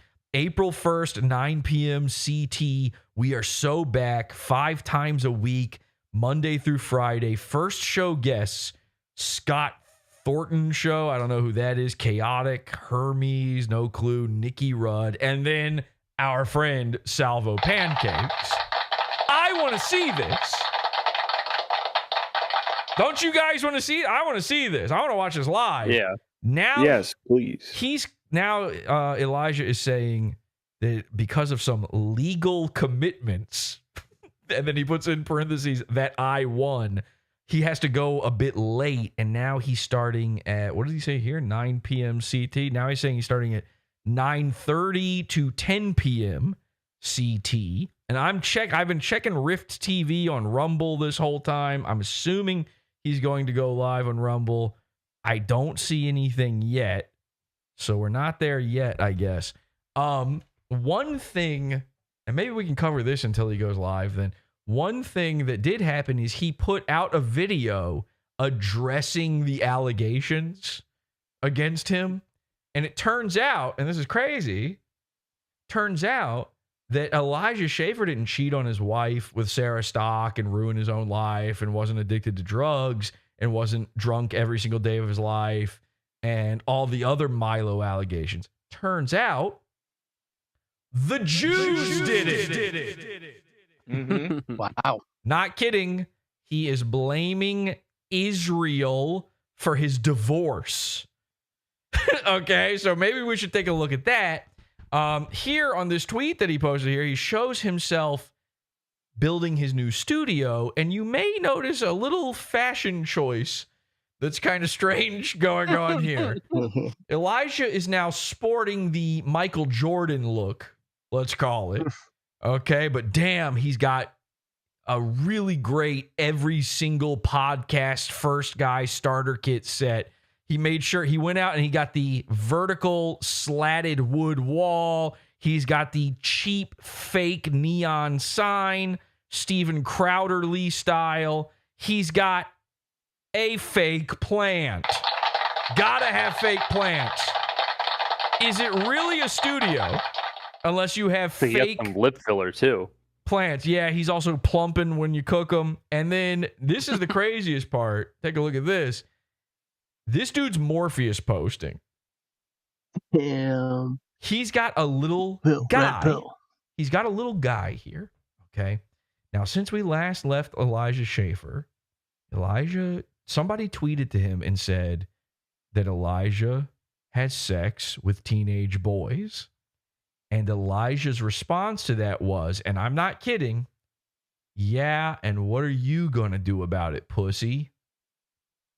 Now, I read that and I was like, Okay, not gonna lie, that's tough. This appears to be one of his teenage boys, and he is legitimately forcing him to wear Morpheus glasses. Okay, what are they? Nietzsche Pinch or something. Pinch-nez, they call them. There's no arms on them. It's just sticking to his nose with spittle, with Elijah's spittle. Keeping it on there. So this guy, Elijah, apparates into the Matrix, and now he's got his own white Morpheus on his show. I don't know. I don't know what's going on with any of this. It's honestly too crazy. Again, there's his shitty, every manosphere starter lighting. Typical studio kind of setup here. Very dumb, very no brain. Loser. I could probably do an hour on this, to be honest, but I'll save you from that for now, because I think maybe we should, in the meantime, check out Elijah's response to the allegations. Does that sound good? Not gonna lie, it's tough. Sure. For real. Yeah. All right, let me just check on, before we get too deep into it, let me check one more time to make sure he's not live yet. Nope, nothing there. Let me just check. He's blocked me on Twitter. Okay. And by the way, that's not a one-time joke image of him with a Hitler mustache. Like, he is going full on. That's his thing now because the Jews made him get divorced. He made what was the original tweet about this? Let me read this real quick, actually. He said, new studio coming together. The most racially real, anti-Israel, pro-male, anti-India, pro-America, pro-white, sexual patriot, raw, real, anti-trans agenda, anti-Iran war daily show returns April 1st. Nigga, say April Fools right now. Say April Fools right now. You just tried to sell me on sexual patriot? Sexually male. Listen, I want to see Salvo on the show, but I got to be honest. It feels a little gay to tune into a guy who's a sexual patriot. Who's, by the way, telling everyone that it's cool that he has sex with teenage boys. That's also something also strikes me as gay about that. Can't quite put my finger on it. Yeah. I'm a little queer. Okay. The Grift TV. Let's cut to the chase here with this. And let's see what he has to say. Oh, and this all start. Look at this. This is how he starts it. The eighth. He's calling this the eighth front. I think there's another revolution coming. I tend to steer it along. Wait, what? You can't see it. Hang on. I got to show you this. Look in the bottom right-hand corner. There's a little. I did not know that was there.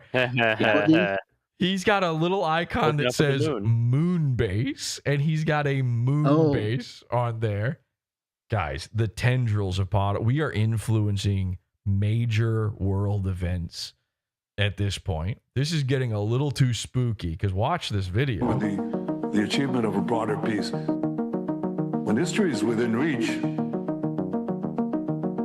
So what Israel is fighting here is not merely a seven-front war, but an eighth-front war.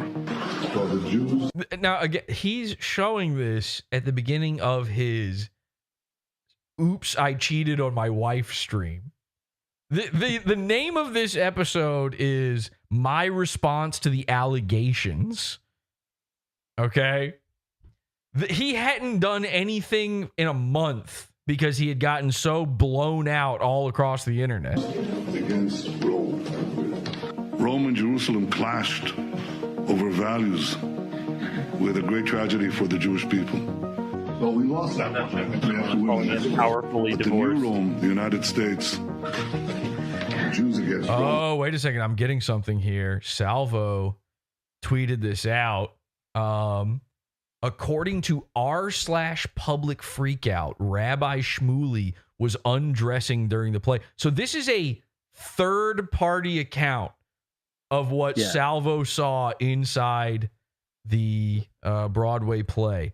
LOL, this happened in the middle of the play Giant last night. I guess the name of the play is Giant.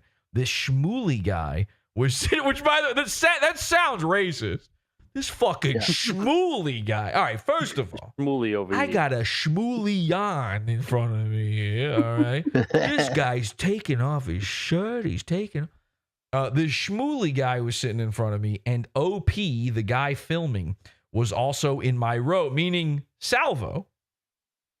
OP showed up late and stoned off his ass with his also blind, stoned Manson family vibes girlfriend. Wait, is he talking about Salvo or Shmuley? I don't know. Okay, hang on. I thought they were talking about Shmuley. Who came onto my teenage son as she was leaving. What?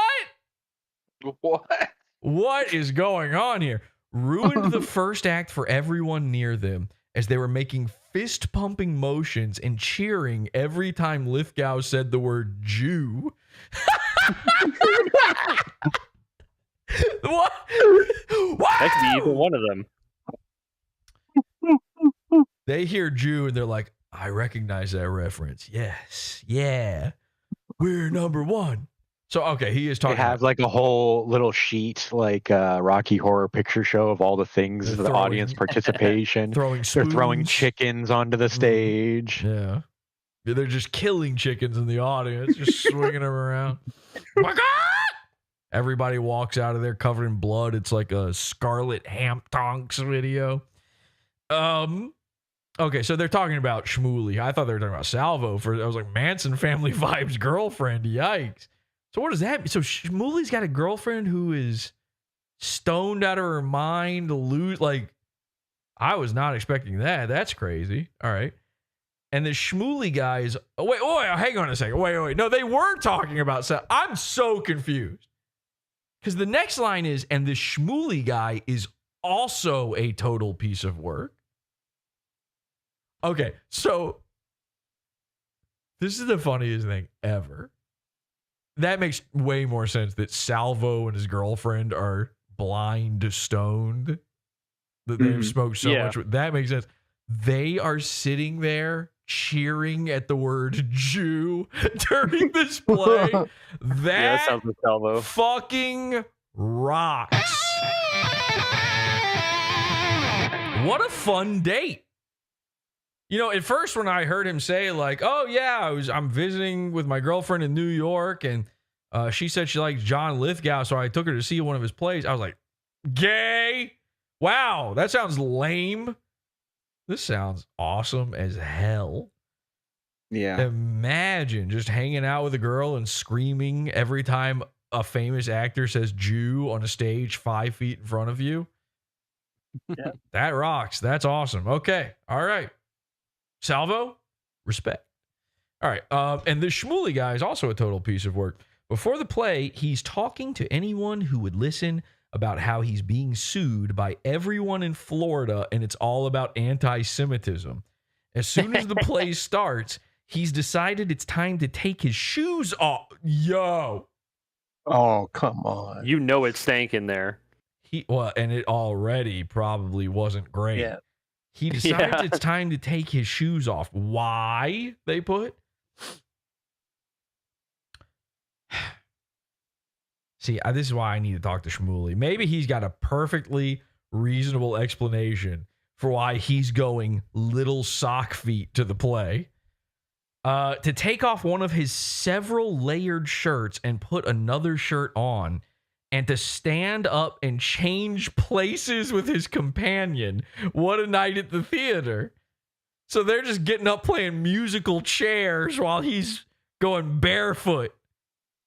Poor John Lithgow, by the way. He thought he was doing something nice, something important for the Jewish people for this one. Imagine that. Imagine on stage playing an anti-Semitic character to try to teach people the real way you should act, and you look out into the crowd and you see some pube beard weirdo taking his shoes off and going, this seat's a little too dry for me. Can I sit in your stink, honey? Let's get a. You know he's the guy who's coughing during the play. There's always that guy. You go see any live show, and there's one guy who's gotta be making noise. He's gotta be up to something. He's there. He thinks the crowd's looking at him. And then we've got this is funny. Hang on. We've got this little drawing was done, I suppose. Shmuley looking at Salvo. How funny too is it that Salvo is wearing a jacket that says demons on it when this happened. Yeah. All right. Well, that was very cool. Thank you, Salvo, for sharing that with me. You know, Salvo, I mean, if Elijah's not live yet and it doesn't look like he is, you know, if you got a little extra time here, if you're watching, feel free to call in and zhuzh this one up. Yeah, I'd love to watching. Love to hear more about whatever you got going on. I mean, is this Elijah? Here's the thing, too. Like, I'm kind of stringing this out so we can watch you live on his thing. Who knows what time Salvo even shows up on there? So... Oh, yeah, he was the last person tagged. Yeah, I'm kind of thinking it might be a little late in the game here. I would love to maybe, you know, not watch if this isn't going to fucking happen. I do want to see this, though. I do want to see his response to the allegations. All right, you get it. It's always been this is an entire video just about Jews at the top of his allegations video. It's so crazy. Like, Elijah, sorry, but they've got a right to exist. And you prepare them for the kill, for the butchery. My name is Elijah Schaffer, and you've probably heard about me recently in the news.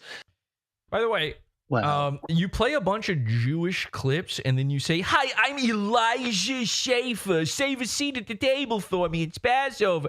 I'm going to assume you were pro all of that stuff. Somebody needs to break into his studio, which I assume is his home, knock him on the head a few times, hello, and wake him up and go, Elijah, you're Jewish. Okay? If Judaism broke up your marriage, it's because you introduced it to your marriage. If anybody's swinging chickens and getting up during the play and taking off their shoes, it's a guy named Elijah Schaffer. You know, Judaism is coming from inside the marriage. Exactly. You know, we've got ears and eyes, right? We can hear your name. We can see you. Your job is political grifter. You're Jewish. The day your job is political grifter is the day you're inducted into Judaism's Hall of Fame. That's kind of up there. That's like it's like Moses, and then I don't know, probably Shmuley, and then you. You're definitely in the mix. You're in the pantheon on the Mount Rushmore of Judaism. You've made it for sure, and not for reasons that anybody would actually like. Now, the reason why you heard about me in the news is this 27-page dossier. It's printed nicely in color, about 29 cents per page. It's the kind of budget we have here at Rift TV, whatever we have left of it. After my brother-in-law, Eli James McGarvey, who... Whoa. Is this guy a white slave or what? This dude is eating turd, okay? This is toilet time. We've got a little extra toilet time going on. There's something for the fans out there. One of your favorite segments on the show. Wrote this dossier under the... He's taking Hunter Biden style pictures of his brother-in-law. Codename Francis Moon, and you can see it right there. Francis Moon at protonmail.ch to someone that we're going to be... Hey, I got bad news for you, man. No matter what pictures you pull up of this guy, he could be in a tutu, you know, spinning toddlers on his finger in a circle like a top. And I would still go, oh, it's your brother-in-law saying this? Well, he probably knows something.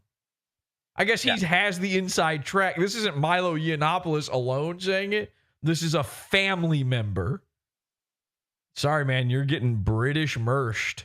Introduced to called Milo Yiannopoulos. His email is m@milo.net, and that is not doxing. Those are publicly available emails. Yeah, I don't think you can dox Milo. He gives out his address and phone number all the time. Now, the real question is what did Elijah do? Why was I in the news? And why did you actually know about it? Okay, let's be clear. You weren't in the news. No. I don't know if this guy's maybe the ever, Indian Times. Yeah, I don't know if this guy's ever been in the news. You were on the internet, which is where you always are. It's kind of weird that a washed up podcaster's private divorce and the situation around it ended up on your front news page. It's not a private divorce just because you lied on Twitter out loud and said that you were still with your wife, but she had been kidnapped by Israel, which is a thing that actually he said happened. It's really not that important of a story. It actually doesn't affect you in any way, but yet here we are having to make a response about it because it's a much bigger story, and you guys actually haven't really heard any part of it, and I'm going to clear the air. We heard a lot of parts of it. You're way too late to the story to be acting like we haven't heard any of it. You can give your side of it, which, by the way, has to include the part, and this is important to me. Maybe I'm the only person who cares about this, but I'm going to need your side of the story to include why you were in that flooded, empty hotel. Yeah, that's the most important part. It's the most important part. Like, lore-wise, whatever was going on. Like, I think we figured out every other part.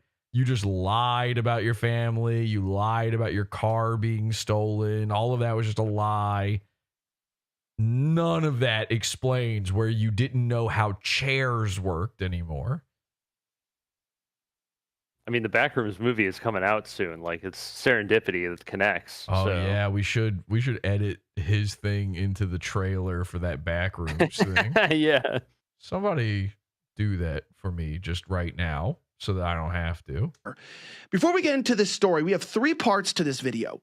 Number 1, I'm going to give you a background on my divorce, not because I want to, not because I owe it to you, but just because I feel like I need to tell the truth here, because none of it has been truthful so far, and I'm not going to let my children grow up to have their dad's reputation smeared. I'm doing this for my kids, for them, not for you. You posted that your dick works to Twitter as a response to all of this happening.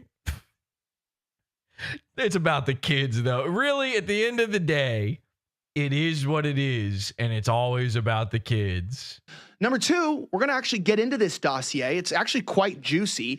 In fact, the best way to treat blackmail, which this involves actual blackmail and extortion, criminally too, as well as criminal wiretapping and even more invasions of privacy than you guys are privileged to know about. I'm going to release it to you guys because the best thing to do with blackmail is own it and share it yourself. And again, I said this before, this is a sexual deviant. This is a guy, we should be getting this guy, Salvo. I need you to ask Elijah Schaffer to take the PP test. He's talking about owning black males. Like, yeah, this is pretty deviant. Well, he already had a Mexican manservant, so that's kind of the sexual patriot, too. In the neighborhood at the very least. But I'm going to need Salvo to address the PP test with this guy. This is a sexual deviant, and every time with these guys, the thing they get off on is letting you know about it. This isn't humiliating for him. He loves that he's finally free to do this. He's free to tell everyone, yes, he's fucking teenage boys. Yes, his dick works. I'm coming out. 100%. I think we should perform the PP test on him. I think I need to be unblocked on Twitter, and Elijah needs to submit to testing. Oh, my dick even. Yeah, because they actually do have a dick pic of me. So he's saying he's going to share his dick pic. I stopped it right before that. He's saying he's going to share his dick pic. Not necessary, man. That's not... You just keep that in the compromat folder and keep it to yourself. I'm going to release it to you guys because the best thing to do with blackmail is own it and share it yourself. Yeah, it's a sex guy. This is a sex guy. Show my dick even. Yeah, because they actually do have a dick pic of me that they've said they do. So if you guys... Show my dick even. He said, oh, I'm in now. Remember, this is for his children. Right, this is for his kids. Is for his... Well, They've never seen the truth about his dick. He showed it to him. One day, he sat him down. He's like, I need you guys to know about the birds and the bees and the Israelis. Zip. And understand that reference. That's why. And number 3, we're going to talk about the connection to the 8th Front War. Genuinely, how this connects to the FBI. And we're not capping on this one. Like, it is self-admitted. Oh, okay. So which ones were the ones you were capping on? Everything before. Right. Everything else. This is the real part. In this dossier that they are working, Milo and Eli are working with the FBI, and it's not the first time they've done so. Essentially, my divorce, which really had... You know what? Maybe that's true. What was the thing with him on the last episode where it's like he was working for some South American government, Costa Rica or something? Does anybody remember what country he was like weird? He had a safe house in some South American country or something. El Salvador. I think it was El Salvador. Yeah, he was like, the interests of America are in El Salvador. Yeah. Remember that? So yeah, maybe. If the FBI is investigating you, it's because you need to be investigated. Normally, I would be 100% against that, but in your case, something weird's going on. By the way, you're not. I refuse to believe you're being sponsored by Tazo Tea. I think this is what they used to sell at Starbucks when I worked there. Tazo Tea. He's got it on the desk like it's, liquid death or something. Like my penis brought to you by Tazo Tea. Earl Grey. No public interest became just another exploitation that these bad faith actors used in order to blow up my life. Now, one thing that I want to say that's important. It had nothing to do with you cheating on your wife, your life blowing up. And before we start about this, is this never was about my marriage. It's not about my marriage. It's actually about my company, Rift TV. How many times do you think he said that exact same sentence to his wife? Now, Rift TV was started last year with 2 main objectives. Number 1, we wanted to create a community to hire... El Salvador, they say in the chat. Yeah. Salvo, bring that up on Elijah's show. Individuals from the industry that were talented, but were fired from their jobs for anti-Semitism or anti-Israel remarks. One of those individuals, which you'll become familiar with today, is named Sarah. Was that specifically what Rift TV was about? I don't remember him saying that before, that it was just for guys who got in trouble for anti-Semitism. And remember, he was originally going to bring on Vrillium. Is that the guy's name? Vrillium? But then it was revealed that guy is gay. And so he never made it onto the platform. Like really gay. This guy gets in trouble for looking gay online because he was gay online. And then Elijah Schaffer's like, nope, that's no good for Rift TV. This is a family-friendly platform. Then annihilates his own family and then says on Twitter 2 days later, by the way, I have sex with teenage boys. That's a quote. From the industry that were talented, but were fired from their jobs for anti-Semitism or anti-Israel remarks. One of those individuals, which you'll become familiar with today, is named Sarah Stock. Okay? Now, we're familiar. Obviously, I'm not going to violate her NDA, and I don't want to get any more involved because... It's violated. Didn't you violate enough when you were feeding her Benadryl against her will? Giving her allergies. Very Jewish. Her previous employer threatened me. He also happens to be Jewish. But let's just say that she left the company for a reason that I thought... Her previous employer, who happens to be Jewish, his name is Elijah Schaffer. Felt like was wrong. And that's why we hired her. We didn't hire her for any other reason. The fact that she was talented and the fact that she was... Yeah, she had 2 nice talons right on the front. Was let go from her job for very nefarious reasons. And we wanted to create a community and a home for people like that. But the main reason why Rift TV was under attack and kind of was successfully dismantled, which happened previously before my divorce was made public, was because we created a network to be the first of its kind to not accept Zionist funding, not accept any money from Israel. In fact, accept no pro-Israeli money so we could actually speak freely about the truth of how the Israel lobby has infiltrated the United States of America. And kind of just sounds like you didn't manage to get any sponsors. Like we're the first one ever to not have any Israeli funding. Oh, you just mean funding? You trace it back far enough, and baby, all roads lead to Rome. Every facet, from the private industries to the public. By the way, did anyone find anything of any goons covering the Salvo Shmuley video? I didn't see anything pop up here. Nobody looked, did they? Okay. I went through my feed. I didn't see anybody. Okay. Public service accounts of our own president. It's true. I'm microwaving a quesadilla. Thank God. You told me. You're microwaving a quesadilla? What is that? So is it one that you personally made? No, it's leftovers. From where? Mexican restaurant. Be more specific. It's called La Hernando's. It's just like a dox him. Look that up. Dox him and look that up. Got his ass. As well as security, like with Palantir. And we wanted to create a network to combat that and give you guys the truth. And that's the real story here. That's the enemy of Milo. That's the enemy of Eli. And quite frankly, it's the enemy of the FBI as well as the Israeli intelligence services. Now, I want to say one thing before we get into part one that I need to. This dude just fucked some blonde bitch, and now the FBI and Israel are involved. BB's on his case. By the way, it looks like this thing is going live. I do see there is now they're in the little pre-stream thing on Rumble right now, but it looks like he's going live here. So I'll keep checking back in with that. You just get out of the way. The New York Times has contacted me and offered me $25,000, which of course we have proof of, in order to give them the rights to this interview. This weird divorce, why is a divorce worth $25,000 to one of the largest publications that works directly with the United States intelligence services? Why would they give me money? Well, this is what it's all been about. It's been about controlling the narrative. And that's why I want to tell you. Isn't Elijah Schaffer just one of those guys who went around to rallies and,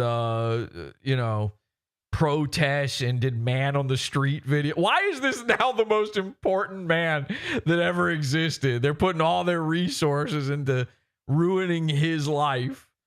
They're stopping any other Charlie Kirks from popping up. Yeah, I don't think we had anything to worry about there. I have a feeling. Is what I think he's trying to claim. Yeah, it's what he's trying to claim. But what I'm saying is Elijah Schaffer can walk through a room filled with trans people and not one of them bothers to even reach for their rifle. They're like, yawn. One of them's like, didn't I suck that guy off the other day? Never mind. Anyway. Tell you guys that when I say blackmail, you're going to find a lot of names being brought up here. Some will be redacted for security reasons and for legal reasons. But these blackmail artists who took private matters as well as many, many false and fabricated statements about myself, they had two requirements. My Japanese queen, Brittany Venti, pegged Elijah Schaffer. Yeah, I saw Brittany Venti covered this. It was really funny, actually. She did a very good job covering it. It almost made me not want to do this at all. Cover it at all, because she had kind of just done every good bit on there. Go watch the Brittany Venti one instead of this, as a matter of fact. I'm just waiting for Elijah to go live. One, I had to delete my social media or decide to log off for 1 year. And I had to check myself into rehab.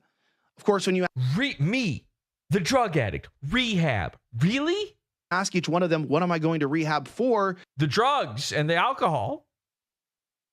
What is this? A chair? Can I sit here? What is even happening right now? They don't really have the answer. So imagine how long it took him to sit down at this little desk to record this. He had to figure out how sitting works again. When he goes through recovery, it's about having to take a seat. And this guy is fucking teenage kids too, by the way. So one day, Chris Hansen might pop out of somewhere. he says, take a seat. It's going to be like a 50-minute ordeal for Elijah Schaffer to do that. There's a chair? What is even that? Rehab for me? Why? Is this drug or that drug? I am on no illegal substances, and I'm not abusing alcohol. I am not abusing any prescription medication at all, period. And I've already been evaluated by a psychiatrist who's cleared me and said, actually, yeah, there's no reason for you to go to rehab at all. I also want to say to the people who are struggling with substance abuse, there's no shame in going to rehab. If you do need to go, or if I ever need to go at any point in my life, I would gladly go because getting help is important if you need it. But the help that I need today is not. Okay, all right. Now we gotta see the video. The more things he says here. Okay, Elijah Schaffer. Can I even find this now? How would you even find that fucking bizarre video? Let me type hotel, maybe. I think it was inside a hotel. This is the guy saying he's perfectly cleared to be to never have to go to rehab ever again. God damn, I cannot find this. I got it. You got it? How the hell did you get it? They're just I just typed it. What did you type? I typed flooded hotel. Elijah Schaffer flooded please hotel. Swallow your quesadilla first. I also typed flooded hotel. And I didn't get, okay, that's not it. That's not it. How are you getting it and I'm not? I sent it to you. This is my favorite video of all time and I can't find it. All right, here we go. So, real quick, just let's hear what he says here. Period. And I've already been evaluated by a psychiatrist who's cleared me and said, actually, yeah, there's no reason for you to go to rehab at all. I also want to say, okay, no reason for him to go to rehab at all. And then let's just check in with Elijah Schaffer. When was this? A couple months ago? No one believes me that my life doesn't make any sense right now, but this is the way back to my hotel room, and it doesn't make any sense. I now have to leave my hotel room because of a flood. This is very weird. But what's going on here, okay? It's very bizarre. So there's some water moving here. Okay, so water moves now. What? Okay, cool. Won't walk in that. He thinks he's floating. Okay, won't walk in that biggest splash ever. My feet are wet. And then we got some flooding, I guess. Okay. What he should have done was the Rabbi Shmuley run. He would have walked on water. It would have been beautiful. Okay, it's falling on me. What? He's like Chicken Little all of a sudden. But what even is going on? This is the video he showed to get cleared by his psychiatrist, by the way. They're like, yep, you're perfect. That totally makes sense. Everything happening here is normal. You're actually the best. Right? There's a thing, okay? That's called a chair. At least I can, like, take a seat. Let me see if I can take a seat. What possibly could have... Okay, I get it. The hotel's flooded. That's bad, I guess. What could have possibly happened to the chair in that amount of time that your molecules and it's no longer interact in the way chairs normally do? Is he going to become fused? Is he going to phase through it? And actually rest. But then... What? Thing, okay? At least I can, like, take a seat and actually rest. He is practicing for Chris Hansen there. But then I have some what? Some Diet Dr. Pepper?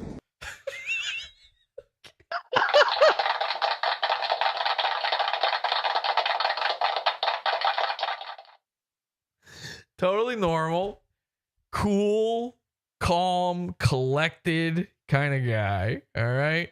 So he's good to go. He'll never need rehab ever.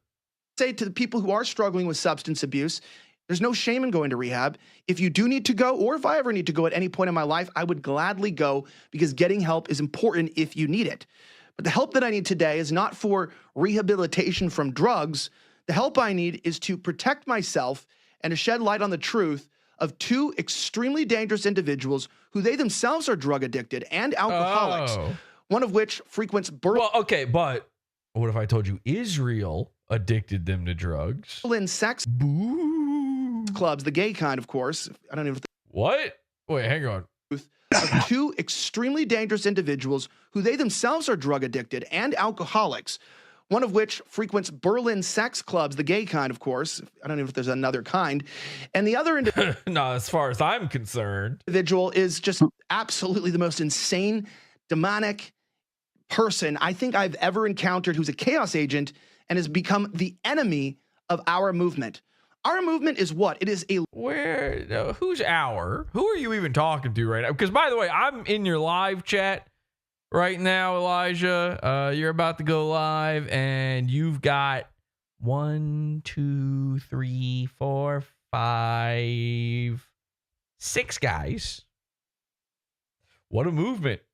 Ooh, our movement going strong. 6 guys. Rift TV has 64.7 thousand followers on Rumble. Elijah Schaffer has Lord knows how many followers, fake fucking followers on Twitter. Let's see, 853,000 followers on Twitter. His movement consists of him, his teenage boy bride, and 6 other fellows. Gay club? I don't know if there's any other kind. Liberated and free United States of America. It is a United States of America where our Constitution rules us, not some people in an office in Tel Aviv, not some people in Langley or individuals in D.C. who tell us what freedom of speech means, who tell us what the right to bear arms means. We have our documents framed and given to us by one important person. That's God, as our creator, who has given us inalienable rights.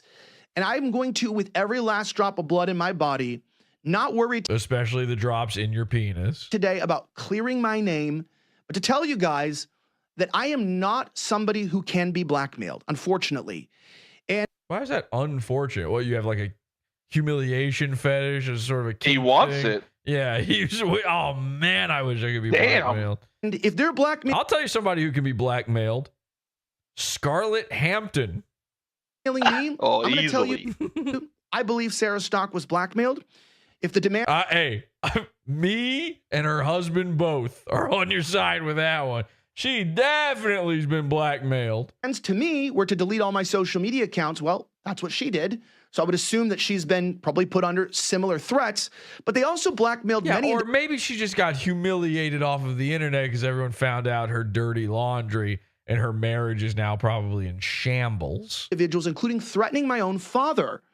That's how serious this has actually become.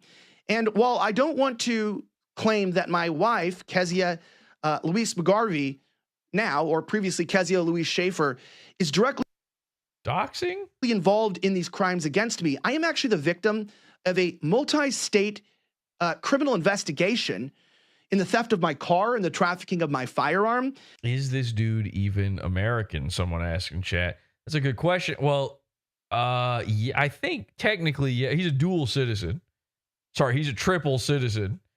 You know, because there's the one thing. But also, I believe his wife was Australian or something like that. And I think they lived in Australia for a while as well. As well as wiretapping and as well as felony and misdemeanor threats of blackmail and extortion. But as we jump into this, just realize one thing's for sure. They thought they shut Rift down. They thought that I would cave because any one of you who were in this situation, you would have caved. I promise you. The threats they made, they didn't even have the evidence that they claimed they had. But when I doubled down online, people thought I was doubling down on sin. To the Christians out there who believed Milo and took his word based off of a thread and some broken interviews, shame on you. You're all hypocrites. Just a few months ago, I became a catechumen with the Orthodox. Okay, listen, we're already going to do the PP test. We don't need to know what you're catechumen to. Church. Previously, I was not following God. All of these allegations, the disastrous state of my marriage. Isn't it so convenient?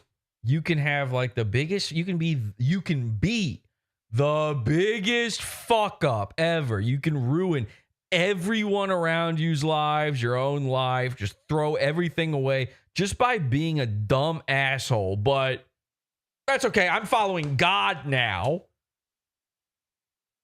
It kind of seems like all the people following God are this type of guy, by the way. It's gay guys. Sounds like the worst group to belong to. Listen, I've never been to a church. You go there, is just every guy there trying to bum a cigarette off of you or something? Like, what's going on? What is the level of guy at a church at this point? It's just a bunch of former prisoners. They all actually led me to God a few months ago. And all of the allegations, whether they are true or false. What do you mean whether? Just say if they are. You can just say that right now. All claim to have occurred before I found God. And so this is not only not going to stop. Oh, okay. So it's fine now. Sorry. He found God. Never mind. Oh, criticism? No, thank you. God shield, God shield, God shield. Me and my job. This blackmail and extortion is not going to make me ashamed of the gospel, ashamed of being a Christian. Just like when I'm playing with my kids and he's trying to boom me with a gun. He goes boom, boom, boom with a gun, or he's got magic power. We do a new thing now. This is not a joke. My kid, I can't even remember what I did now, and I was like playing around as if I was doing like, I don't know, shooting him with a magic power or something like that. And he accused me of trying to turn him British. Like that was a bad thing. His mom is British, by the way. So he was like, you're turning me British. You're turning me British. So we kept shooting each other, trying to turn each other British. And then going, oi, cry, oh, oi, me mum. Oi, don't you be cross with me, mum. Oi, oi, no, don't turn me British. Don't turn me British. The whole thing with God, it's like when I go force field to my kid and then he's so upset, he's so mad. I just go force field, force field, force field. I can just block everything. Force field. You can never turn me British. Force field, force field. He has not figured out yet. It's been years and he has not yet figured out that he could also just go force field and do the same thing. And ashamed of admitting that, yeah, I am a sinner. God shield, God shield, God shield. I make mistakes, but you cannot use that against me. You cannot, like the devil, there's only two people who will use your past against you, and that's women and the devil. Okay, so Milo Yiannopoulos is the devil? But not God. God doesn't do that. And in my life, I have repented of a lot of sin in the last 4 months, including sexual sin in my life. I'll never endorse degeneracy or sin on this show. I would never in my personal life tell people that. It's like a week later, he goes online and says that he has sex with little boys. It's like, it's okay. God forgives him. He asked for it. He said, please forgive me. And God, it's the craziest thing. Every time one of these guys asks God for forgiveness, God gives it. Isn't that convenient? Now, I read that little Bible 1 or 2 times. There's not really a lot of forgiving going on in it back in the old days. It used to be you could talk to God and hear him talk back. And when he would talk back to you, he was rarely understanding about whatever bullshit you were up to. He was mostly concocting plans about you murdering entire tribes of people's men, women, and children. It's usually the kind of thing he was mostly concerned with. Sin is okay.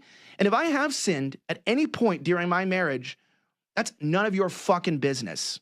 That's between me, God, and my wife, and anyone else who was involved. And you're not. Okay. I would argue that Milo Yiannopoulos is involved. Absolutely. In fact, every time you go to have sex, it should be you saying I consent, your wife saying I consent, and then you guys looking over simultaneously to Milo Yiannopoulos, who's sitting there like this with his feet up in the air behind him kicking, and him going, oh, all right, I consent. So stop asking a public figure to tell you things that he doesn't owe you. Clearly, You guys have. Anyway, here's a 2.5 hour video of me telling you all the things you don't need to know. Bought the lie, and you bought the gossip from a gay Jewish guy who's currently getting railed in the ass by a black man. And brother, did a mirror just pop up in front of you while saying that? I mean, which one of those things is not true about Elijah Schaffer, the world's gayest, most Jewish man? Oh my God, he still has not started. There's only 29 people waiting to watch this live stream. Faking a conversion to Catholicism. You bought the world's lies, you fell into the devil's trap, and you bought the destruction. The enemy is here to kill, steal, and destroy, and he's the father of lies that scriptures say. It also says, what happens when like the people you don't like also say this about their side? Well, God told me I'm right, actually. Shit. In the Bible, one thing's important. Do not withhold yourself from your husband sexually, as we'll find out really what my marriage was about. Because why? He could be tempted and he could fall. And so if we're going to follow the Bible, let's follow all of it. Let's stop victim blaming people, men, just because they're men. And let's realize we're all children of God. There's neither Jew nor Greek. There's neither male nor female. But anyway, it's Israel's fault that my marriage dissolved. Hey, we're all the same. It's like I always say, Jewish people, me, same kind of guy. But also they made me wander around in the Matrix. We are all one in Christ. He's still Matrix posting like every other day. He posts a new Photoshop of him with Matrix rain over top of him. He's wearing Matrix outfits. No joke, the fucking... I think he is leaning into me saying that he's a Morpheus man and doing the Griftrix the episode we did about him was called the Griftrix. The whole thing was themed like the Matrix. Look at his thumbnail for tonight's live stream. Look at that. He's got the Morpheus glasses on. Everything is Matrix green.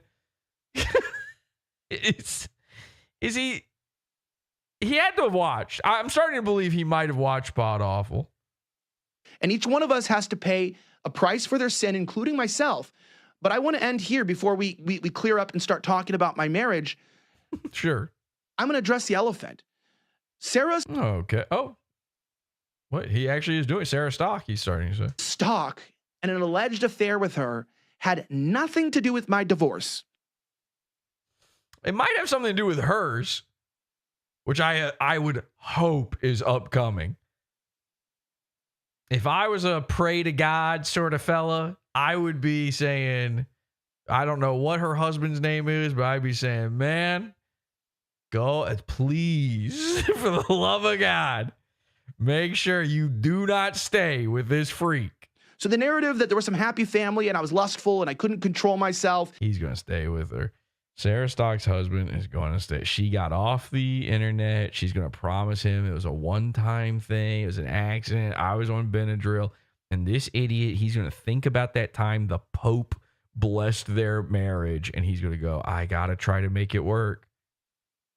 I have to stick it through. He's going to sunk cost fallacy himself into the dumbest thing ever. Is she pregnant or have they already had kids or anything? I don't know. If they don't have children, get out of there, dude. She's looking for the first second she can sneak her way back into Grift City. And I broke up my marriage. That's categorically false. Even in court, that's not going to be there because it's untrue. Secondly, that I broke up Sarah's marriage. I'm going to tell you this, guys. Not only did I never have sex with an engaged or married Sarah, but I also have never had sex with any other engaged or married woman other than my wife throughout my entire life, even before I met her. So this whole narrative was given to you to distract you and to cripple me financially and destroy my life. Okay, but Sarah said she was a virgin. Sarah said she was a virgin until the day she was married. So what you're saying is you fucked her before she was engaged or married, which I'm sure is true, but I'm also sure happened afterward. But let's say that didn't happen. She told her husband-to-be she was a virgin. Why believe anything either one of you say after that? You're already doing a soft admission that it happened. So it took me time to put this all together, which we have very, very carefully documented for legal reasons. Everybody who's involved, how they attempted to destroy my company. In the Matrix, Sarah Stock is still a virgin. In reality, she's being ciphers sitting on top of her, fucking the shit out of her lifeless corpse. Company. He climbed into the goo pod. How they exploited my marriage. But while I had to do this, they decided to distract all of you with just another little morsel of gossip in order to destroy gossip, my public reputation, so that in the end you would think what? Oh, well, he deserves all the bad that's happening to him. And what bad is going to happen to me? A trial with the FBI, which we'll get into much later, that is currently going to trial on my what? On my reputation. So I'll tell you what. What the fuck is he talking about? He might be telling the truth. I don't even understand what he's trying to say here. On my what? On my what? You don't need to just say it. Just say the terms, say the words. I don't know what they mean. Do you think? Yeah, go ahead. Do you think that when he listens to himself back, there's any clarity about just how gay he sounds and comes off? No, there's no way. You couldn't keep talking like this and actually understand how gay you sound and keep doing it. That's crazy. It's insane that I don't know. Listen, he's one of the most enigmatic characters of all time in a way, because he's definitely fucking all these women. He's definitely cheating on his wife all the time. He's fucking underage girls at colleges and stuff, according to some stories. How? I mean, there's no prissier, lispier guy on earth than this dude. Milo Yiannopoulos is not this gay. He's not. Milo Yiannopoulos has probably fucked more women, actually, than Elijah Schaffer. But I just don't understand how. He's always got a little manservant in tow. He's got little twinks following him around like Pikmin. You've heard of pick-me's? These are pick-men. And somehow he can just talk like this, act like this, be like this. And these women are falling for it. Maybe that's the move. Maybe he's figured it out. Maybe that's the cheat code. Make you wonder, as we'll talk about some coincidences. But that's the other thing. Again, sex guys, most gay guys are not even gay guys. They're just sex guys. They just want to fuck. They want to fuck anything. Be a hole in the ground that looks a little too sumptuous, and they're going to try to fuck it. Like, ooh, I'm pretty sure that anthill just made eyes at me. They're going to stick their fucking cock in it. I don't know that Elijah Schaffer is gay. He's like molested more than anything else. He's the type of gay, Milo was talking about on Joe Rogan. On the same day this dossier went public, and you guys all found out about my alleged affair and insane nonsense like that I had abortions or a pimp. It's not alleged once you are saying that it happened, by the way. Who's alleging my alleged affair that I just alleged? House and just I'm alleging it right now. Me. Absolute libel. What also happened? Well, the federal court gave us a rush judgment saying that they're not going to accept my dismissal and that I'm actually going to have to go to trial for a $5 million lawsuit based off of what? Not just my Stop doing that. Stop doing the thing where you ask a question to just answer your own question. That's the gayest thing he's said and done this whole time. To do what? Medic or anti-Israel comments that were contained in the lawsuit. But now I'm going to stand trial for everything I've said about Israel. This is documented in court. Everything that I've said before the lawsuit, during the lawsuit, and now. And the only way that I can save my ass is to what?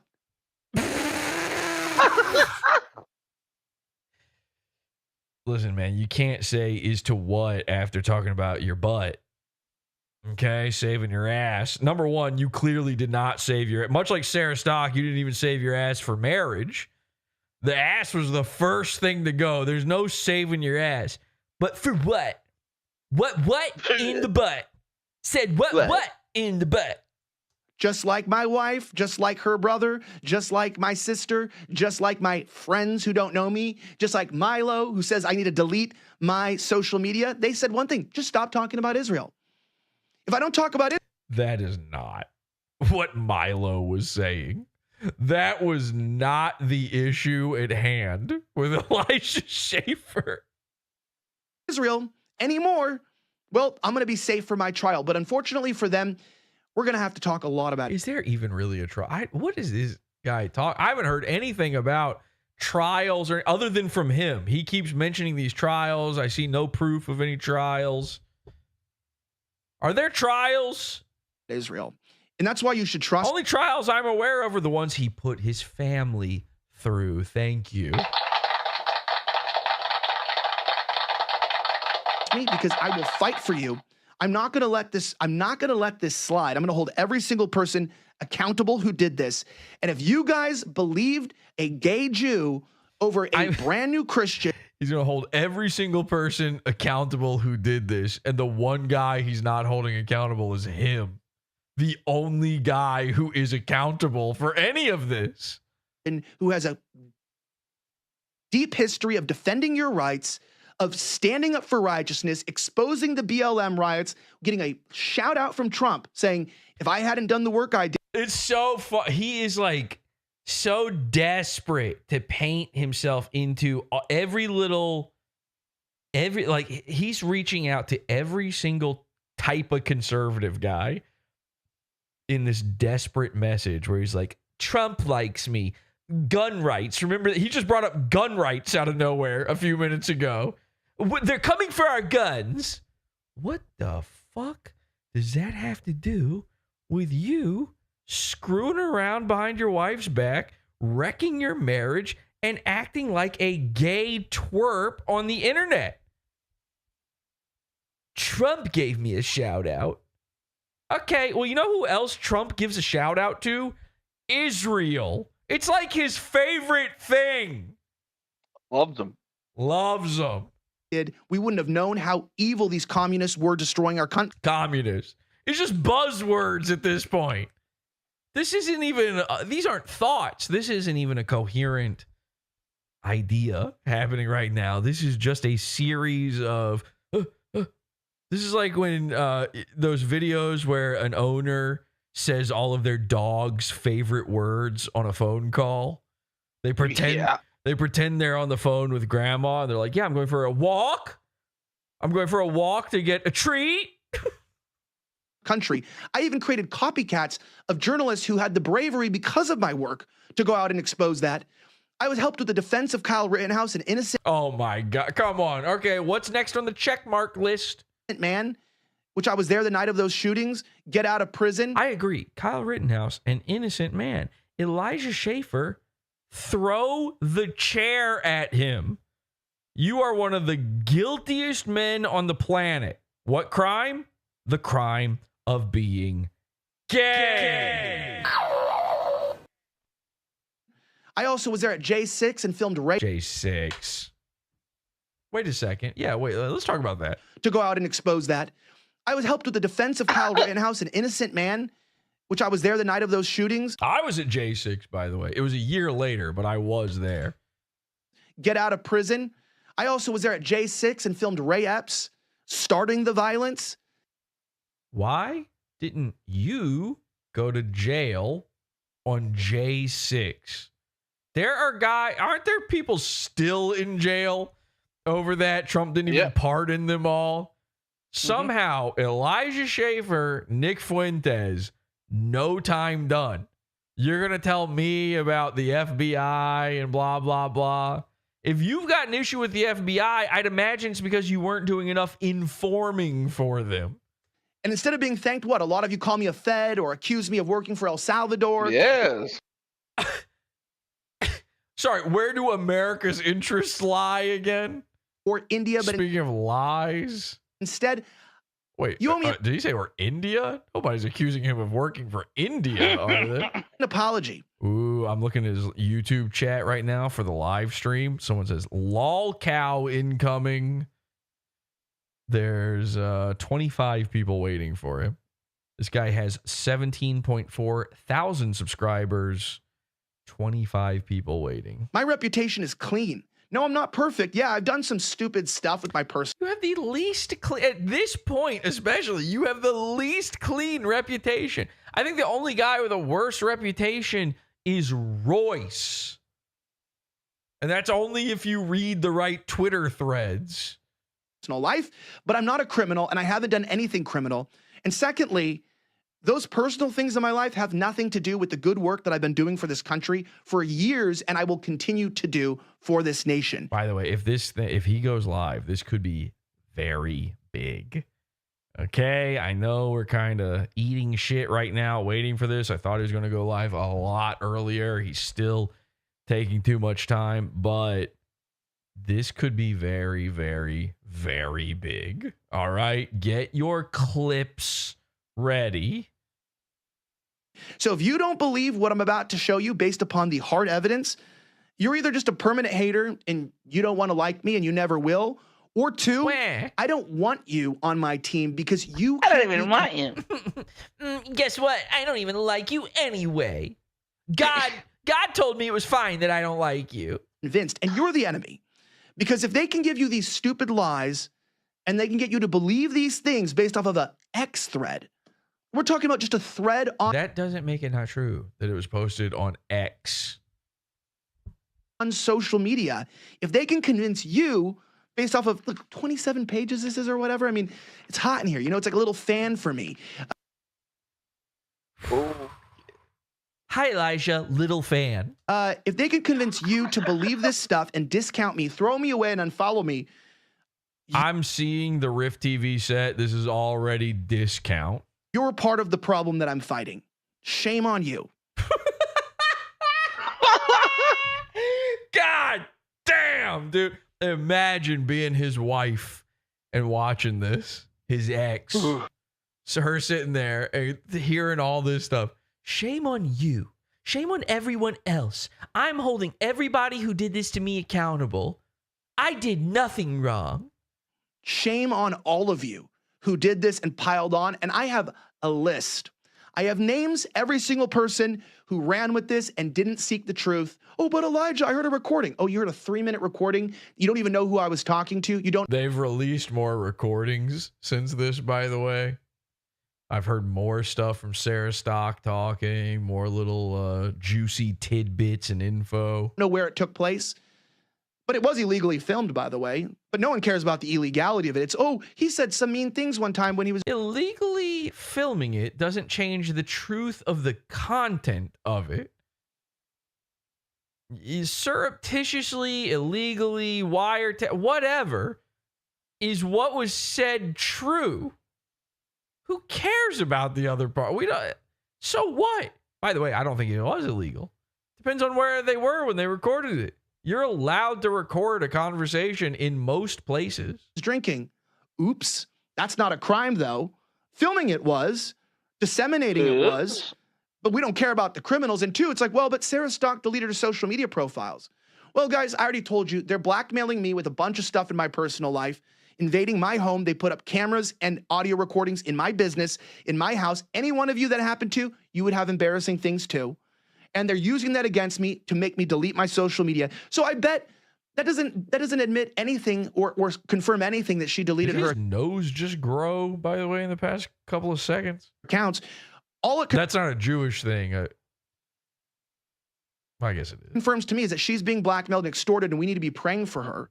Yeah, you need to pray for her. She's on our side. His nose looks very red, like drunk guy red. Yeah, of course. Yeah, he's fucking like W.C. Fields. Yes. Yeah, this is, again, we have eyes. It's so funny when drug addicts or Jewish people think we can't tell. It's either that or he has a CPAP mask and he's not washing it enough. You see like that weird red shadow around his nose going down onto his mouth. You see that? Yeah. Well, look, it's either that or if you turn him upside down and pop open the butt of his head, there's extra arms and ears and eyeballs inside.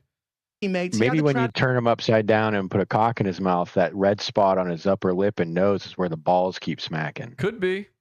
It could also be that you remove the water from his knee and his nose lights up. Moving stupid. We all know that. Okay. You know, I've never been a traditional, you know. Look at him. Look at, oops. Oopsie. You weren't supposed to say that. He made an oopsie daisy. Don't say that, Elijah. You're about to mess up. Santa's not going to let you lead his sleigh this Christmas. Guy, I've never preached conservatism. I've vehemently rejected labels of conservatism for years on my show, telling people I'm not a conservative. I'm not.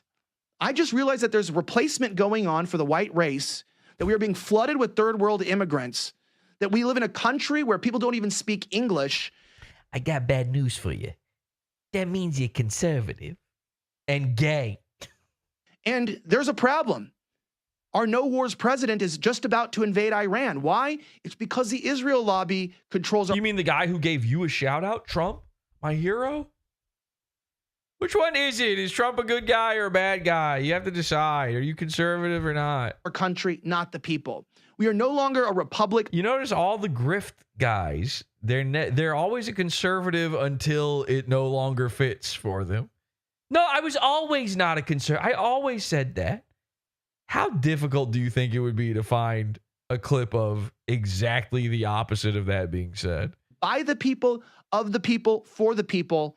We are a republic of Israel. We are a bastion of Tel Aviv, and that's just the case.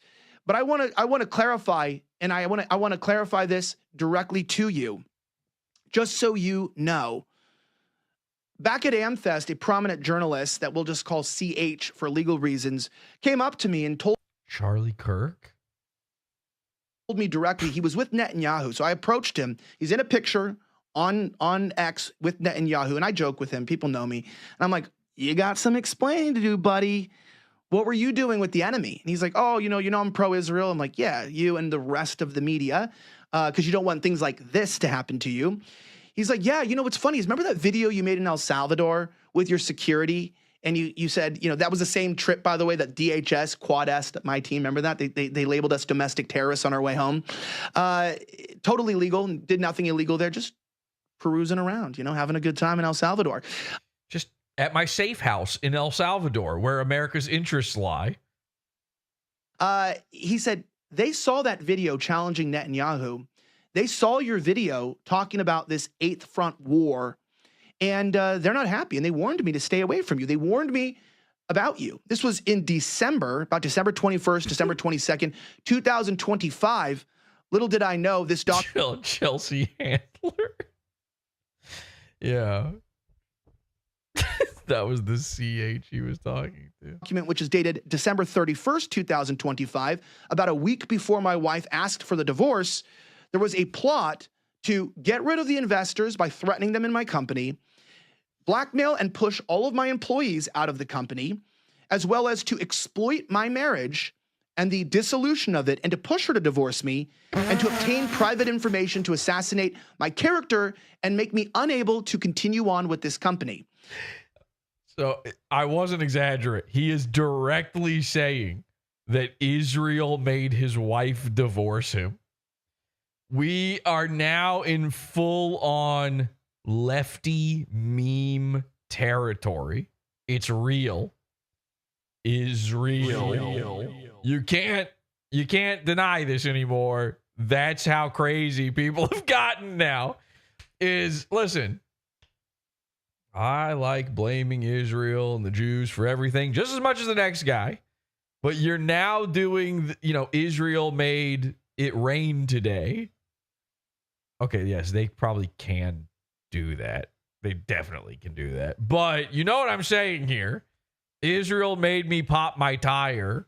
And so for that reason, and that reason alone, I'd like you guys to understand that this is not a contrived story. This is not just a guy, yelling. I'm not going to tell you that Charlie Kirk, gave me these details about the FBI in some dream or something like that. I'm going to come. I would believe that. To you with actual leaked emails, real communication. Because Charlie Kirk came to me in a dream and told me Elijah Schaffer's gay and Jewish. And I went, who the fuck are you? By the way, that was a month before he died. Genuine timestamps, and we're going to blow the lid off this blackmail operation. James O'Keefe recently got Matthew Tierman, the same individual who destroyed Project Veritas. I don't know if you remember that, but Matthew Tierman destroyed Project Veritas. Rift is not the first company these people went after. And they unseated, if you remember, James O'Keefe with a ton of lies, right? They smeared him, his sex life, they went after him. Well, James O'Keefe, look at his investigation, got Matthew Tierman on a hot mic, admitting that he works for the New York City Department of the FBI. And he actually threatens to kill James, which, again, I'm not really necessarily sure they're not. Okay, but that sounds like it was illegally recorded, so it can't be true. Going to kill me, especially since I'm not giving into this, which is why I'm not worried about anything other than the fact that I just don't want my boys to grow up without a dad. And so, obviously I'm concerned. I got bad news for you, Elijah. Your boys are growing up without a dad one way or the other. I don't know that you could, even if you were still with your wife, even if you weren't cheating and constantly drunk and blah, blah, blah. I don't know that you are what could be even considered a dad. Keep in mind, a kid goes to school, they have an argument with another kid. They go, one kid will say, my dad could beat up your dad. And your kids would have to be like, oh yeah, well, my dad could suck off your dad if he's underage.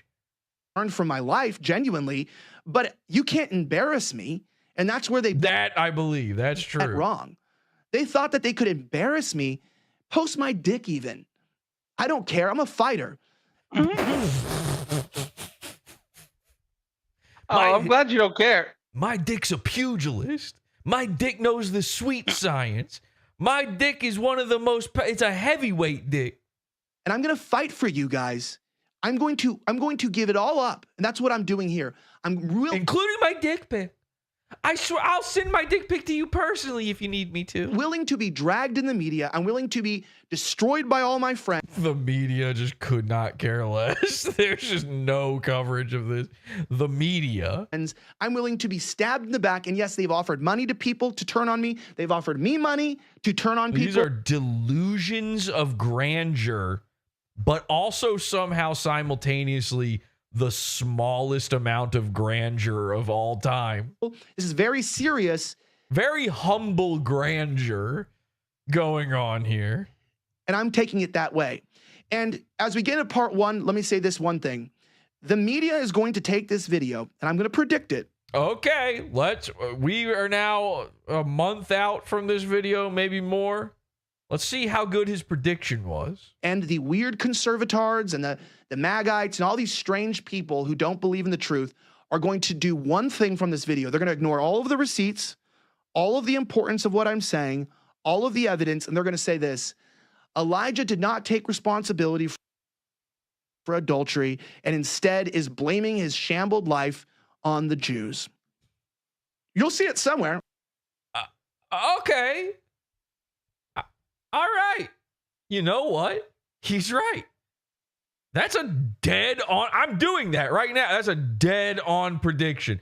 Every single person I've seen talk about this, which isn't many people, by the way, but the few I've seen said exactly those words. So here it comes. His great defense on how that's not the case. I promise you, they're going to say that. And I just want to clarify, I am not blaming my divorce on the Jews. Okay. Perfect. I was wrong. I'm sorry. Mea culpa. I apologize. I got that one wrong. I'm not blaming my divorce on Israel, and I'm not blaming my divorce on the FBI. In fact, we'll talk about really what happened in my divorce. But for the rest of you guys, we're not going to give too many details because you're not my followers. If you're watching this video casually, you don't even probably support me. You probably hate watching this right now because you're looking for clips to try to take me out of context and make me look bad. But because I think that my real SOBs, those of you that watch my show Monday, Wednesday, Friday at 7 p.m. Eastern, 6 p.m. Central, which comes back next week with Nick Fuentes as my first guest and a huge lineup because they back me and know that this is all true. And they're going to verify it with me on screen that what I'm saying is valid. I am not blaming anyone for my divorce but me and my wife, because it takes two to tango. Her and I both made some mistakes in our marriage. Those mistakes led to distance. People got involved, like my in-laws. We'll go over this. And unfortunately, we ended up in separate rooms and not having sex. And when that happens, romantic connection collapses. People start to do things that, you know, probably are not moral, and it's understandable. There's nothing weird about it. Okay, I take back everything I said. Fuck that bitch. He should have been coming home every day, pulling down his pants, sitting on the couch, and punching the shit out of her. Not having sex with him. What, your pussy broke? What, you don't got no pussy no more? Guys, we're kind of team Elijah now. I'm sorry, but... Okay, that's tough. Can't lie. That is... Yeah, that's unforgivable. What's he supposed to do? Not fuck the hot blonde girl that works for him? His wife sitting there on her dusty-ass pussy, not putting out? I mean, maybe, listen, if she had an injury or something, but then again, God gave her another hole. That's true. God gave her a couple other holes. If you're really creative, if you get creative enough, there's plenty of holes to go around. It's unfortunate for my children who are the real losers, but to vindicate my... Just call his children real losers. Yeah, the real ones. Yeah, based. My wife a little bit, and to tell you guys how seriously, you know, Sarah's stock, this whole narrative is false. My wife even texted me the day that this dossier came out telling me, and I'm not going to leak our chats because I think it's wrong to leak your wife's text messages. Yeah, just all this other stuff is fine. But she said, I'm finding out about Sarah's stock with the rest of the country. And I was finding out about it with the rest of you too. So maybe you can stop telling me like... I think you took that text wrong. I think what she's saying is, I can't believe that you cheated on me. I'm finding out right now with the rest of the country that you were cheating on me with Sarah. The media will be what I'm doing. Stop telling me about my sex life. Stop telling me about my marriage. And stop making up vicious lies like I would kill my family, or that I would abort a child, or that I would actually run a pimp house and use my children as decoys. Those are sick, those are twisted, and liars deserve to burn in hell. And that's where you're going too if you don't change and repent quickly. To being the operative word in that sentence. Quickly. And if you claim to be a Christian, which a lot of you have been, none of you called me. None of you reached out except for Pastor Joshua Hames. Not a single Christian reached out. So I'm glad that I don't judge Christ based upon his followers, because I would think that God actually was a pretty bad guy. But thankfully, I've had some strong Christians in my life who have come around. Shout out to them. Shout out to the Groyper community. Oh, yeah. For sure. Nobody knows marriage and interpersonal relationships with women better than the Groyper community. Who have come and supported me, realizing that it's lies. Thanks to the Australians who realize that tall poppy syndrome is real. That doesn't make sense to a lot of you guys, but, you know, and this is an Australian that's behind this, you know, very, very psychotic. And if you read this dossier, which we'll go over on my locals. Does anybody know what that means? What does that mean? I don't know what that is. Tall poppy syndrome? What is that? That's the nickname he has for his Puerto Rican manservant who's tall, and the syndrome is his butthole's leaking. That doesn't make any sense, because I saw that Puerto Rican manservant. He was not tall. I mean, maybe tall for a Puerto Rican poppy. Owe you the explanation. We will on my locals. You can go to talking about a different height. .com. And when you join at 6 p.m. Central. Yeah, he's tall laying down. 7 p.m. Eastern on Friday, which I believe is the 27th of February. If you're watching this, you can go back and check. For members... Someone in chat says, is this guy a homosexual? I don't even know anymore. I mean, my gut says yes, but then he's in trouble for having sex with a lady. He's constantly in trouble for sex with women. The gayest guy you know. Only we will be going through this redacted of things that are legally not able to show you the breadth of what they tried to blackmail me with. Oh my God, go live. It's been so long. Is this what you guys feel like when I don't go live right away? All right, you know what? I get it. I'm sorry. I apologize. He still is not live. Check Rumble. Nope. I can see why, though. Unlike PodAwful, he has not managed to gain any more people in chat by waiting. So that might be why. I doubled down and also I talked think to you he's about warming the wrong kind of goo over there. Yeah. bigger details like who really the hell is Elijah? Should we support him? I don't really know. Should we save a seat for him? But I only owe that to people who support me too. And I need your support because they've come after my income. And again, that vindicates my wife a little bit because they've done so much pain that they've even ruined her chances of alimony and child support by taking away every source of income I had before she asked for the divorce. This story is very ruined her chances at child support. Yeah. complicated. I'd like to say for legal reasons that none of these. By the way, this is before he built the new studio that he built for tonight. There's another new TV, a new plant, more new slats on the wall. All this stuff. This was all another setup. You had the money for this TV. You had the money to set all this up. Nah, sorry. Not enough money for the kids. Sorry, honey. Israel did this. Statements made in this video should be included in any court record or document. Everything said in this video is for satirical entertainment purposes only. What? Wait, huh? I should not be using anything that I say in this video in any depositions inside of any court proceedings, including the criminal proceedings about my car and gun being stolen, or in civil proceedings, including my divorce. All right, the lie about your car and gun being stolen. What was all that about again? Or the case of Elijah Schaffer versus Alexis Wilkins. My name is Elijah Schaffer. This is The Rift. Let's start the show. Damn, that was a PodAwful style intro. We are 33 minutes in, and we're just now starting the show. Jeez. Maybe I like Elijah Schaffer now. I can't even decide.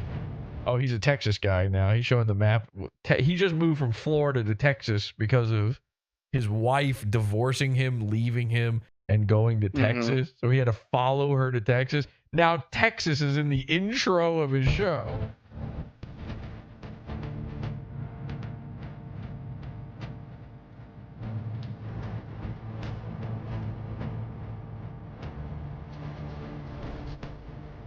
It's about the Indians in Texas. He's such a Texas guy.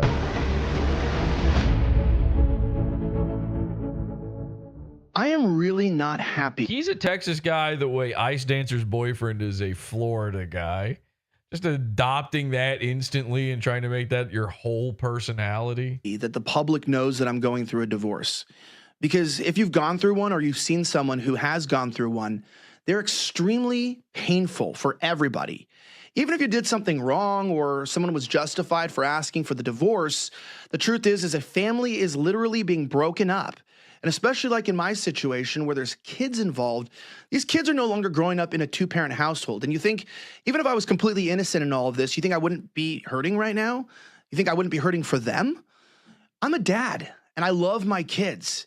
And I'm not happy, not only that I'm getting a divorce, but I'm not happy at the people who made it public. I would never talk about my divorce under any circumstances to you guys because I think it's wrong. I think it's wrong, one, that people made it public. Two, I think it's wrong that... Didn't he gloat on Twitter like, hey, I'm finally a free man, fuck bitches. Finally, I'm free. This woman's not keeping me down anymore. It's so mad. You know what it is? He's like, whether he's gay or not, he's womanly. He's like manic depressive. He's BPD. He can't decide which direction he's even going in or thinking at any given point. You guys think you have... By the way, what the fuck is uncensored AI? What is that? Do they have an AI over there at Uncensored TV, maybe? I don't know. Huh. Like Grok has, or not Grok, what's that other gay platform that's not Twitter? Gab? They have an AI? I have no idea. I wasn't even thinking about the fact that is he even still actually on uncensored? To know Good those question. words. It would look bad for them if they decided to censor him now. And you shared it millions of times. And 3, not just sharing it, that you guys have commented on it based upon actual libel without even asking me what the truth is. And I'm going to tell you, because of legal reasons for the court, I'm not going to drag my wife in this video. I'm not going to hurt the mother of my children.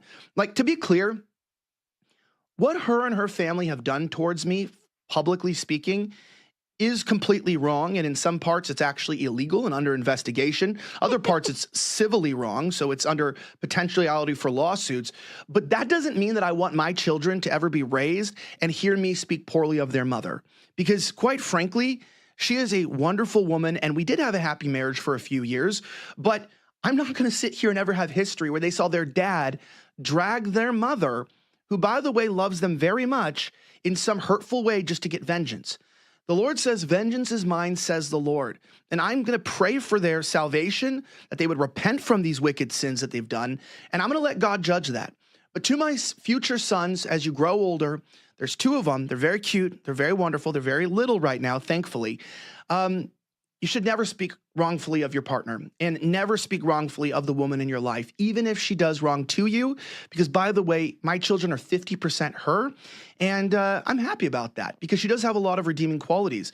But the pain aside, this was put out in the public, and so I feel like I kind of have to address some things, and I've got to be really careful with this because, you know, it could be used against me in custody court, and my legal counsel has said, we don't even advise you to say much. And so I have to go with my counsel on this. So be understanding here as a man. Look, if you've gone through a divorce or you've seen it, they'll twist your words and they'll use it against you. So if you feel like I'm not being fully transparent, if you think that I'm not being fully clear, ask yourself this: why do you deserve to have a transparent look on my divorce? This is my divorce. It's his divorce, and he's going to be the only transparent for his children. You out here commenting like, I hurt you. By the way, it's all about his kids. He wants to make sure everything, that all sounds really great. Anyway, here's a tweet he retweeted recently, where he tweeted out that he's on his way to CPAC and he's got 2 young fellas in the back seat with him. And this guy says, this conference is going to break Grindr. And Elijah Schaffer retweeted that. So I don't know. I guess leave that up to your own thoughts on that one. Right? You guys think that like there was some affair and that it hurt your life. People I don't even know are telling me I'm condemned to hell. There's this Orthodox, influencer girl. It's like, maybe God just put some people in the world out there so you can learn how not to live. Like I'm the Antichrist or something. And it's very hurtful to me, but mostly it's hurtful to my children. So I just want to say, for those of you that spread the divorce, talk about it, comment on it, you're hurting my kids. And I don't take that very kindly. And for those that say, oh, he's just neglecting, all right, he's still not. Are we getting April fooled right now? Was this never, ever going to happen? I might have just been April fooled. I did just notice, by the way, this might be more proof that this is an April Fool. He's got, God damn it. He's got, oh, here we go. He's got his Morpheus glasses are on upside down in this image. So can you even take a guy seriously if he's wearing his Morpheus glasses upside down when they've been photoshopped on in a picture or whatever the fuck is happening here? That's not how those work. Pretty sure. Yeah, still not live. I am dying and I really don't want to keep watching this video, although it is funny. I'm too excited for this live stream, both because it is him coming back and also because Salvo is going to be on. But there's another thing going on here that I don't really want to say until he's live. And maybe that's why what he's waiting for. Maybe he's waiting for PodAwful to go off so that he can go live with no hiccups, no problems. I don't know what the fuck is happening here.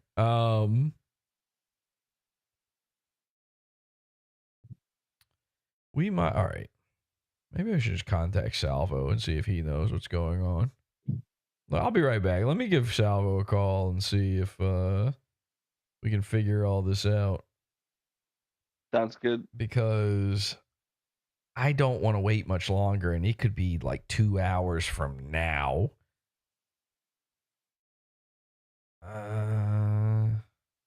Is this his account? I think so. Let's see.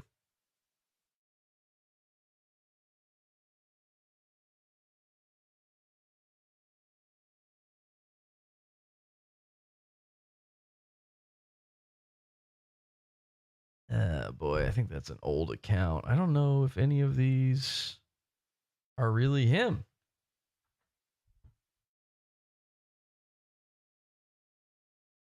All right, let me try this one. Sorry, but doing this on the fly.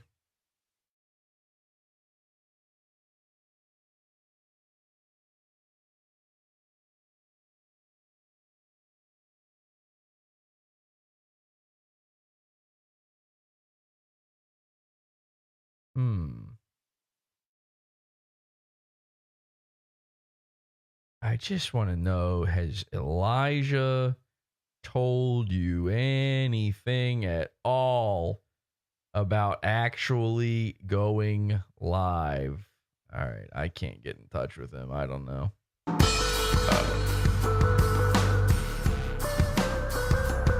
I don't think this is going to happen. It's taking way too long. I feel like I'm about to die. Yeah. We've been hoodooed. I think we got hoodooed. Plus, Salvo was at the bottom of the list. Salvo was at the bottom of the list. That's one of the worst parts. I'm having a heart attack. I don't think I can wait around much longer. And that means it might be time to just reveal what was going on here. Since I'm bored now. I'm bored. I don't know. You guys, I don't have anything else. You guys fucking bored? I'm bored of this. Yeah. I'm bored of this. I don't want to cover this Elijah thing anymore. I just want to see the live thing. Sorry. Again, had no plans to do a show whatsoever to begin with. The Jews win again, they say in chat. Yeah, it's not my fault. This is Israel's fault that this is happening to my show. I just got a text message from my wife saying she's divorcing me. Israel gave my channel to Alex Stein. Mm-hmm. What's going on with Alex Stein? He got name dropped on the old tank today. On Fish Tank? Yeah. What'd they say? The Monkey King was saying how the real what's the weird name that Frank was using? Wild Bill or something. Wild Randy.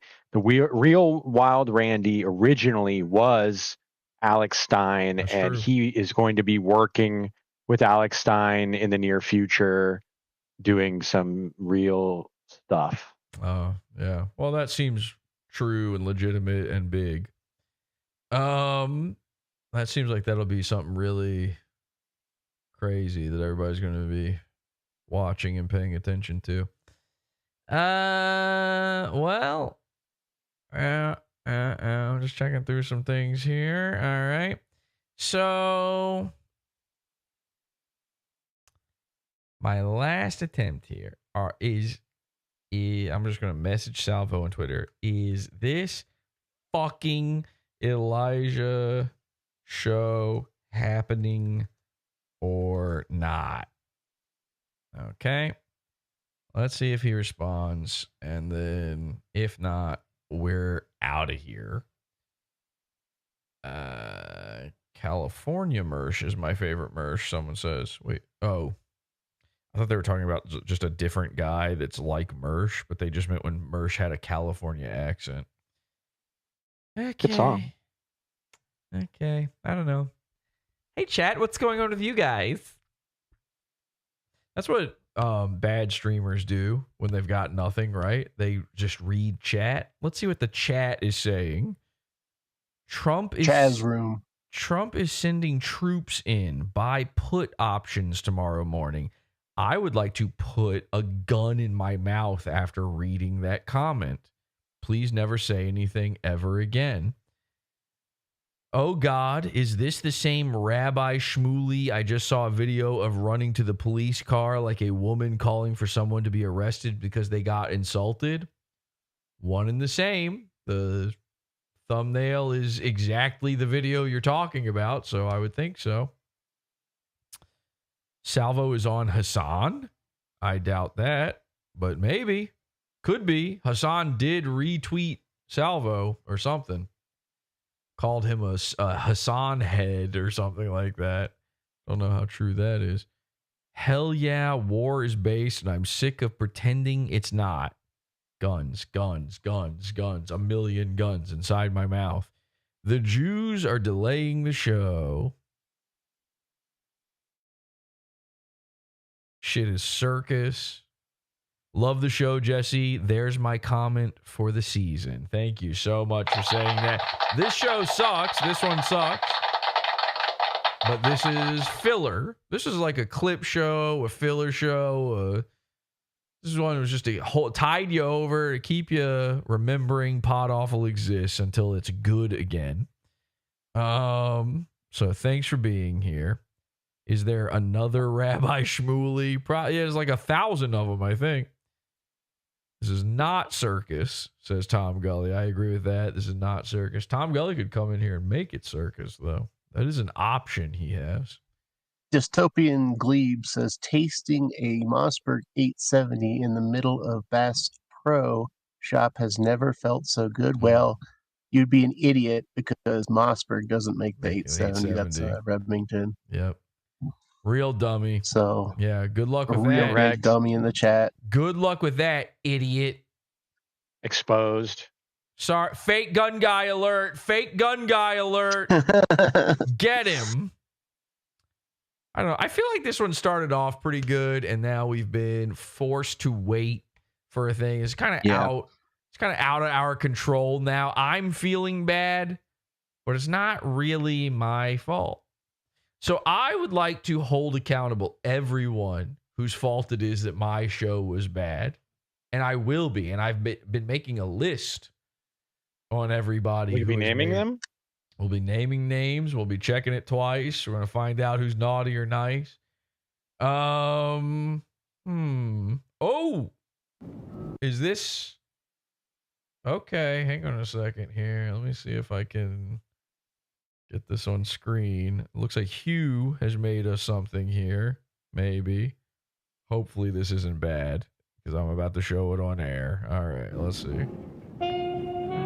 No one believes me that my life doesn't make any sense right now, but this is the way back to my hotel room, and it doesn't make any sense. I now have to leave my hotel room because of a flood. It's very weird. But what's going on here, okay? It's very bizarre. So there's some, I guess, some water moving here. Okay, cool. Won't walk in that. My feet are wet. And then we got some flooding, I guess. Okay, it's falling on me. But what even is going on, right? There's a thing, okay? It's I can like take a seat and actually rest. But then I have some what? Some Diet Dr. Pepper?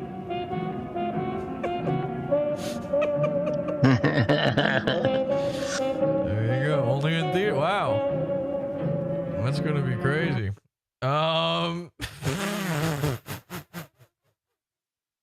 Definitely gonna go watch that. There's so little. I mean, it does look like the back rooms, but there's I don't know if anyone would understand what's happening on either end of that joke while watching that. I feel like that needs something else in it.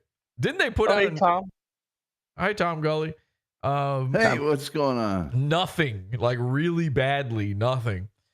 Didn't they put out another trailer for the Backrooms today or yesterday or something? There's like a black guy in it, I think. He's the main character. Yeah, so. it seems strange that is that racist of me to think that a black guy shouldn't be in the Backrooms? Well, they got to that's draw right. that Key and Peele guy horror movie crowd, the guy that makes all the obviously race baiting horror movies now. Yeah, Peele. I think his name is the Key and Peele guy. They're Peele. the same. Yeah, his name is Key and Peele. Is he the one that played Toad in the Mario movie, or is he the other one? I could not possibly tell see you exactly. like That proves my point. Well, it doesn't. I just don't know who played any. I haven't seen the Mario movie. I don't know what the fuck you're talking about. Or the other one. I don't know. There's something odd about seeing a black guy in the back rooms. It doesn't really work. I guess because it looks like an office space where someone would work. So is he the one that is the black guy sweating meme? No, he's the other one. Wait. Yes, yeah. Peele is the one sweating. Yes, I didn't know what you meant at first. Yeah. Which one is the one that's Mr. Garvey, the teacher that gets all the white names wrong? That's Key. That's Key. That's Toad. Aaron and yeah. The tall Aaron. It's a bingo bongo kind of situation going on, really. It really is. Jesus Christ. It's just like, if a black guy is in the back rooms, isn't the scariest thing the black guy? Shouldn't the creatures inside the back rooms be the ones who are scared at that point? Go ahead. Yeah, if gunshots affect them, then they should be. Yeah, well, if even one of the creatures is itself black, then it's got a lot to be worried about. I remember a day in this country when they were scared of the white guy. That was the monster evil. And then you got Sinners. And it's like there's not even an evil white vampire at the end, right? It was a better time. They were watching Sinners in the Discord, and I tuned in at the very end. And then they went back and forced me to watch all the dumbest scenes from the movie. Yes. And I still have no memory of any. It just washed over me as like the most nothing. All I remember is that there's a scene where all of a sudden they start playing music and they're time traveling or so. Like there's people from all periods in time. There's like a guy with, it's supposed to be the Wild West or some shit, but then there's a guy with a boombox there. It makes no sense. Everybody in Discord was completely confused by this, and I had to be like, you don't understand, it's black girl magic or something. They're just built different. That's the way black people are. They invented time travel. Probably. I just thought the first part was a bad neighborhood. They couldn't afford a boombox. I don't know. I have that. The entire discussion around that movie is so stupid because it's like,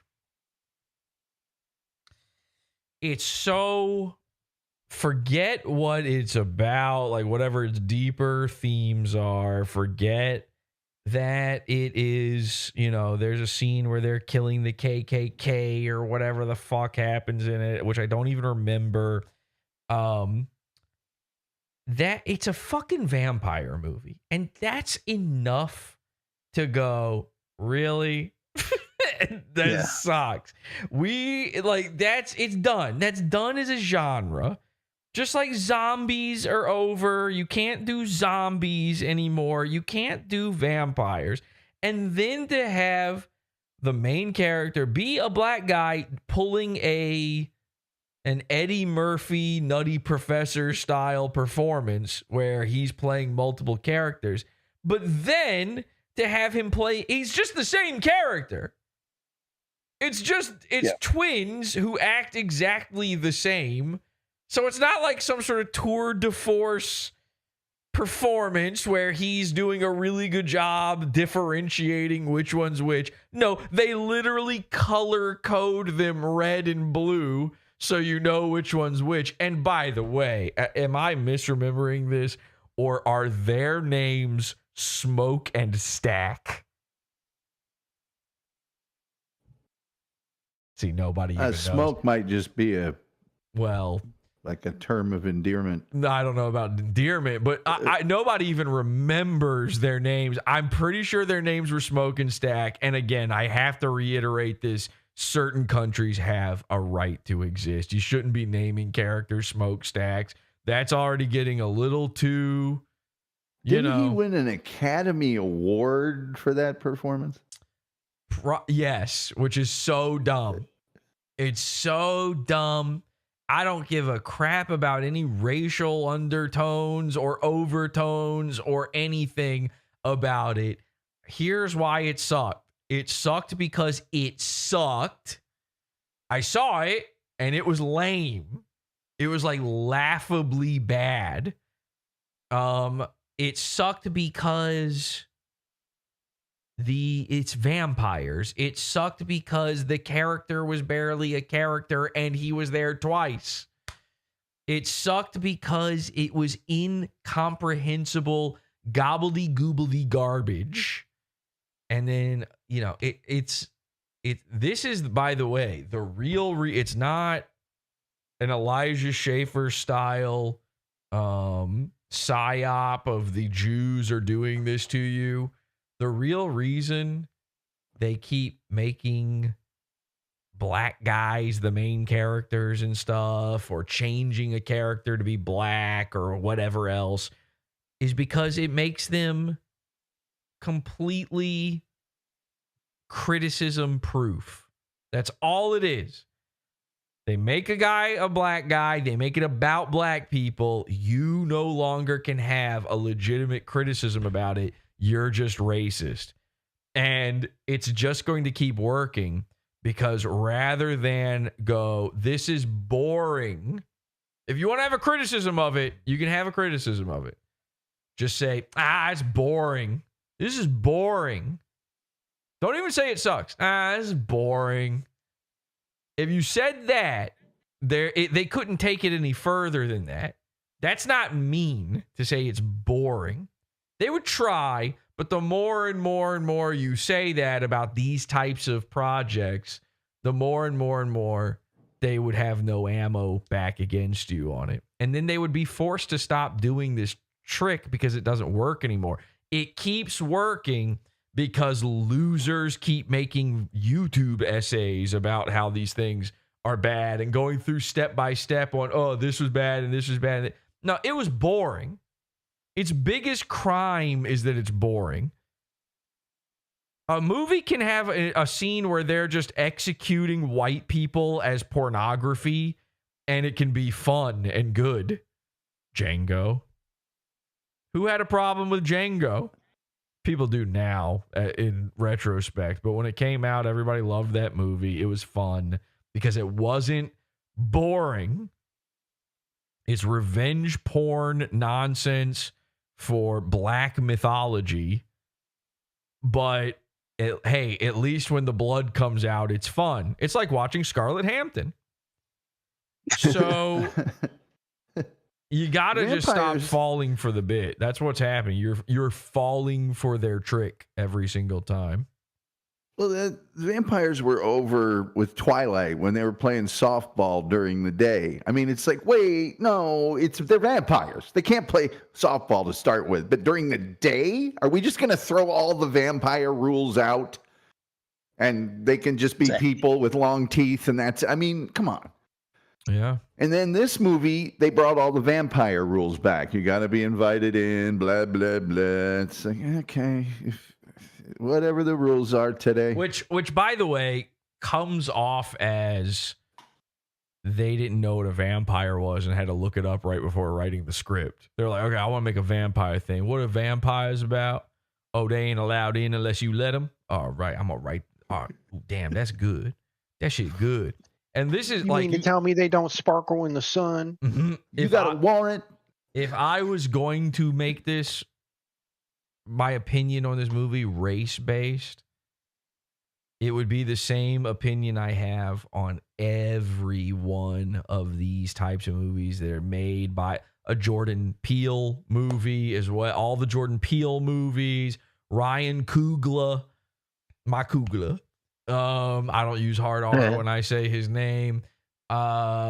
Any of these types of guys making movies, here's my criticism.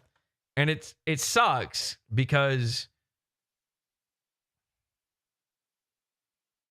try to put this as nicely as possible, okay? And I think this actually does speak to racism to some degree. For a long time, there were no black people directors, really. There was like one. John Singleton, okay? And then, you know, black people have been making movies just for black people this whole time, secretly. And then white people find out about those movies 10 years later, and they're like a joke because they're low budget, low rent, you know, not a lot of thought put into them, silly things, because they have no budgets and nobody's trying to hire a black guy to make a black thing. Well, now they're trying to do that. So here's what happened is a guy who was making movies for like daytime TV, BET movie channel kind of stuff, you know, Medea level shit. Now they're getting promoted to the big leagues, meaning white audiences. So you've got a problem right there. You're going to try to make your black revenge porn movies for white audiences. Well, guess what? Some people aren't going to like that. But the real issue isn't that. Fine, that's fine. Those people are probably dumb anyway.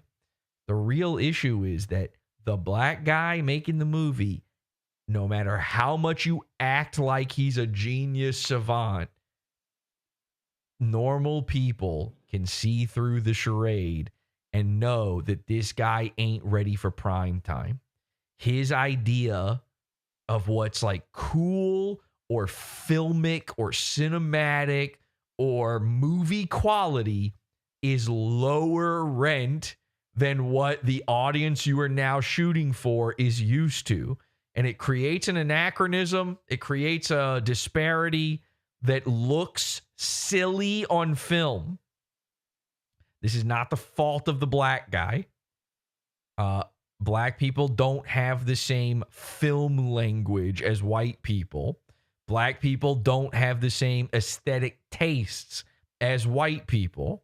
Black people don't have the same, and I hate to even use this term, but media literacy as white people. And by the way, regular literacy, which may become an issue when you're attempting to write a screenplay. So what ends up happening here is what seems like a sophomoric at best, maybe even elementary idea to a white guy is like brand new to a black guy, which is why this dude is doing a vampire movie. That's like, there's two guys now, white guys, that would make a vampire movie.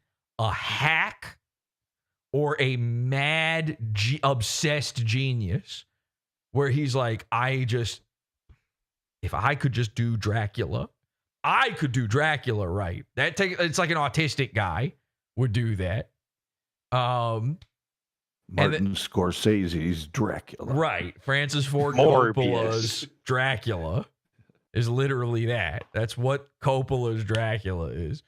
And didn't somebody recently do Dracula again? Didn't the fucking guy some director that everybody likes did a Dracula, or is that Frankenstein? They did Frankenstein. It was Frankenstein, yeah. Yeah, but then you had that's the same thing. That's the same Tarantino, they did the Dracula movie he wrote and Robert Rodriguez produced, and it was fun and crazy, and you know. I love that you're calling that a Dracula movie, like it's about vampire Draculas. movie. Totally different genre blending, and the 90s. We're talking about a long, long time ago now. Vampires were over after Twilight. They weren't over in the 90s. Yeah, we hadn't. No, I'm just saying they took a different spin. I mean, they didn't try to make it this big opus. Let's make it a theme and Dracula's motivation or the vampire's motivation.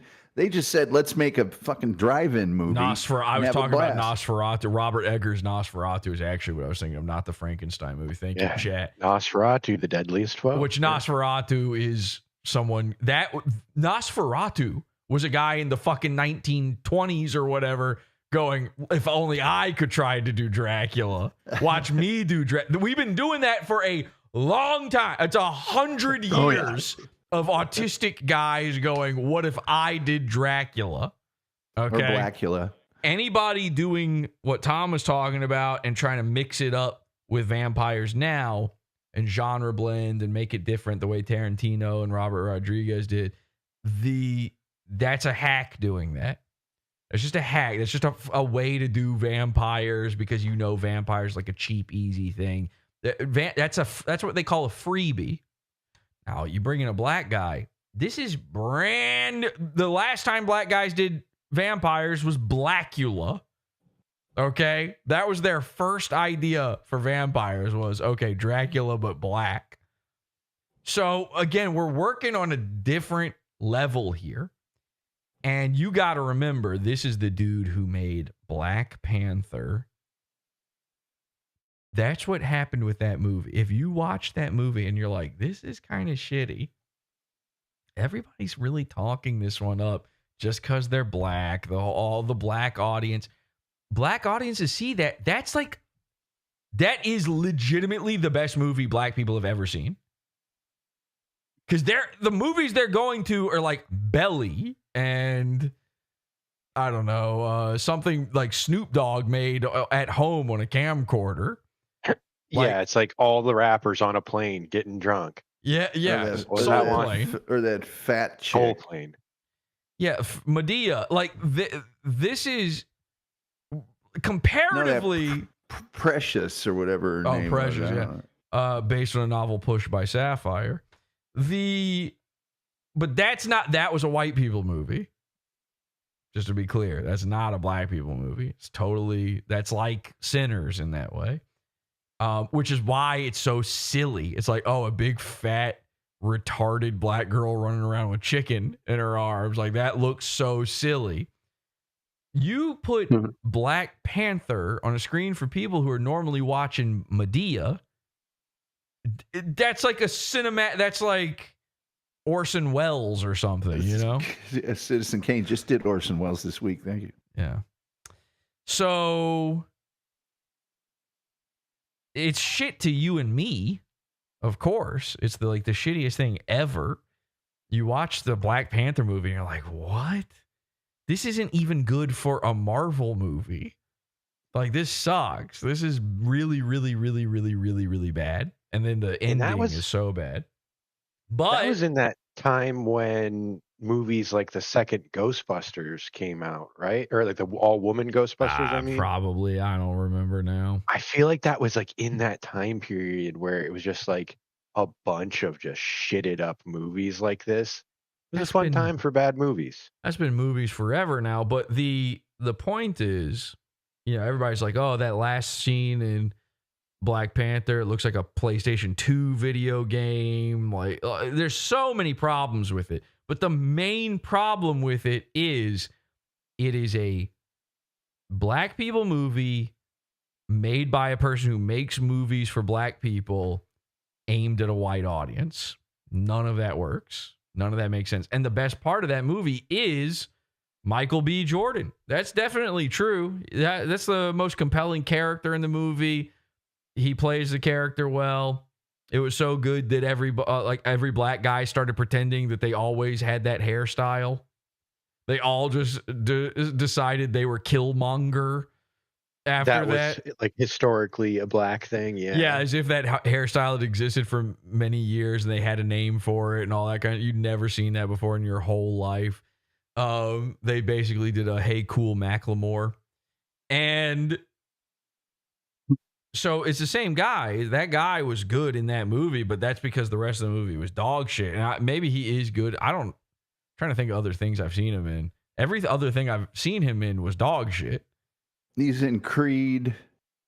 I have not. I know he's in that. I've never seen Creed, but I saw him in that fucking shitty Fantastic Four movie where he sucked, and the whole movie sucked. And that was a white people movie that sucked. But isn't it funny that they turned one character black for no reason, even though it's the one character? It's the one character that makes no sense to randomly turn black. You can't. Both Sue Storm and Johnny Storm, either both of them got to be black or neither one. You can't. You could have made Thing black, which I see why they didn't do. You could have made Mr. Fantastic black, which I also see why they didn't do. But you can't make one of the siblings black. That's nonsense. But they did it to make it impossible to criticize. But that movie was so shitty, everyone did it anyway. And why? Because it was boring. You can just say things are boring. Because he caught fire, but I'm not that. Well, a lot of people made that joke. Yeah. The point is, this guy is the dude playing two characters in Sinners. The best part of Black Panther is, and it sucks. And it sucks because he's the bad guy in the Black Panther movie. So the movie isn't relying on him. He's two protagonists in the Sinners movie. And so it really starts revealing where the cracks lie, the faults are in it.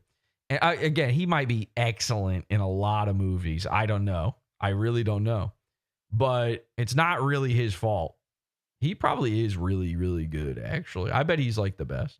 He's probably the best black actor there is.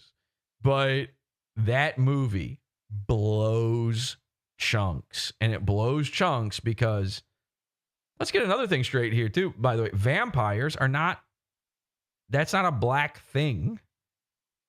It doesn't make sense. Like, that's a gothic horror thing. That's not black. That doesn't work for black people story time. So unless you've got a really, really good reason, like a really good metaphor with using vampires for the black struggle and black experience, it's kind of crazy to make them black, both because it's not a black thing and also because you're making black people the blood-sucking parasite person. That's the bad. I don't know if you know this. Vampires are the bad guy in stories. I don't know if you want to do that. Only come out at night. I get that he's shooting up the KKK or whatever it is, the white supremacist guys, but they're vampires. They are the monsters. Yeah. When the white supremacists go after the blood-sucking monster men, you kind of have to take the side of the human in that scenario and not the blood-sucking monster men. Forget race. So the whole and by the way, every single thing that tries to do this, tries to make some sort of racial point in a thing, they always mess up the metaphor. That way they can never get this stuff right. It's always so funny the way they do that. It's like how they now say, like, oh, X-Men is about civil rights for black people and minorities, and also now gay people somehow are in the mix. And then when you take at first you're like, oh, okay, cool, that's a good metaphor. Because they're hated, and they're just people. And then you fucking read the comics for 2 seconds, you're like, oh, these are monster men who murder, and they have horrific superpowers, and they need to be stopped. Mm-hmm. Like in reality, you would instantly take the side of the guy with the robots that hunt the monster men. Yeah. I'd be making Sentinels. Yeah, I would be like, yeah, we gotta fire up a master mold real quick. Yes, because this is getting out of hand. There's a guy with lasers in his eyes. Where's Mr. Sinister? Yeah, he's bad. His name is Mr. Sinister. I mean, it's a little on the nose. Yeah. So the Sinners thing, it's like, it's so dumb. It's just so dumb. It's just a bad, dumb movie, dumb premise, boring. And that's the biggest sin of Sinners is that it is boring. And if you stop being a critical drinker of the internet, and every time they announce a black people movie or a replace white person, replace the one ginger character from popular franchise with a black character, if you stop freaking out about that and you just go boring, then it generates no buzz, and that you stop falling for the trick and they stop doing it. If it didn't work, they wouldn't do it. It's that simple. And then, you know, I'm sure somebody out there is mad when I'm like, it's not a Jewish trick that they are constantly doing this. It's not a replacement thing necessarily that they're constantly doing this. Jesse, what about commercials? How come it's always a black guy with a white woman in every, which is not true, by the way. A lot of times it's a safety black woman. They'll use a white guy and a safety black, and that means a mixed black woman with that specific loose curl style of hair. That's a safe black lady, and then they'll have a mixed kid together. They do that just as often. I see all the commercials just like you. Why do they do that? Is it to promote miscegenation?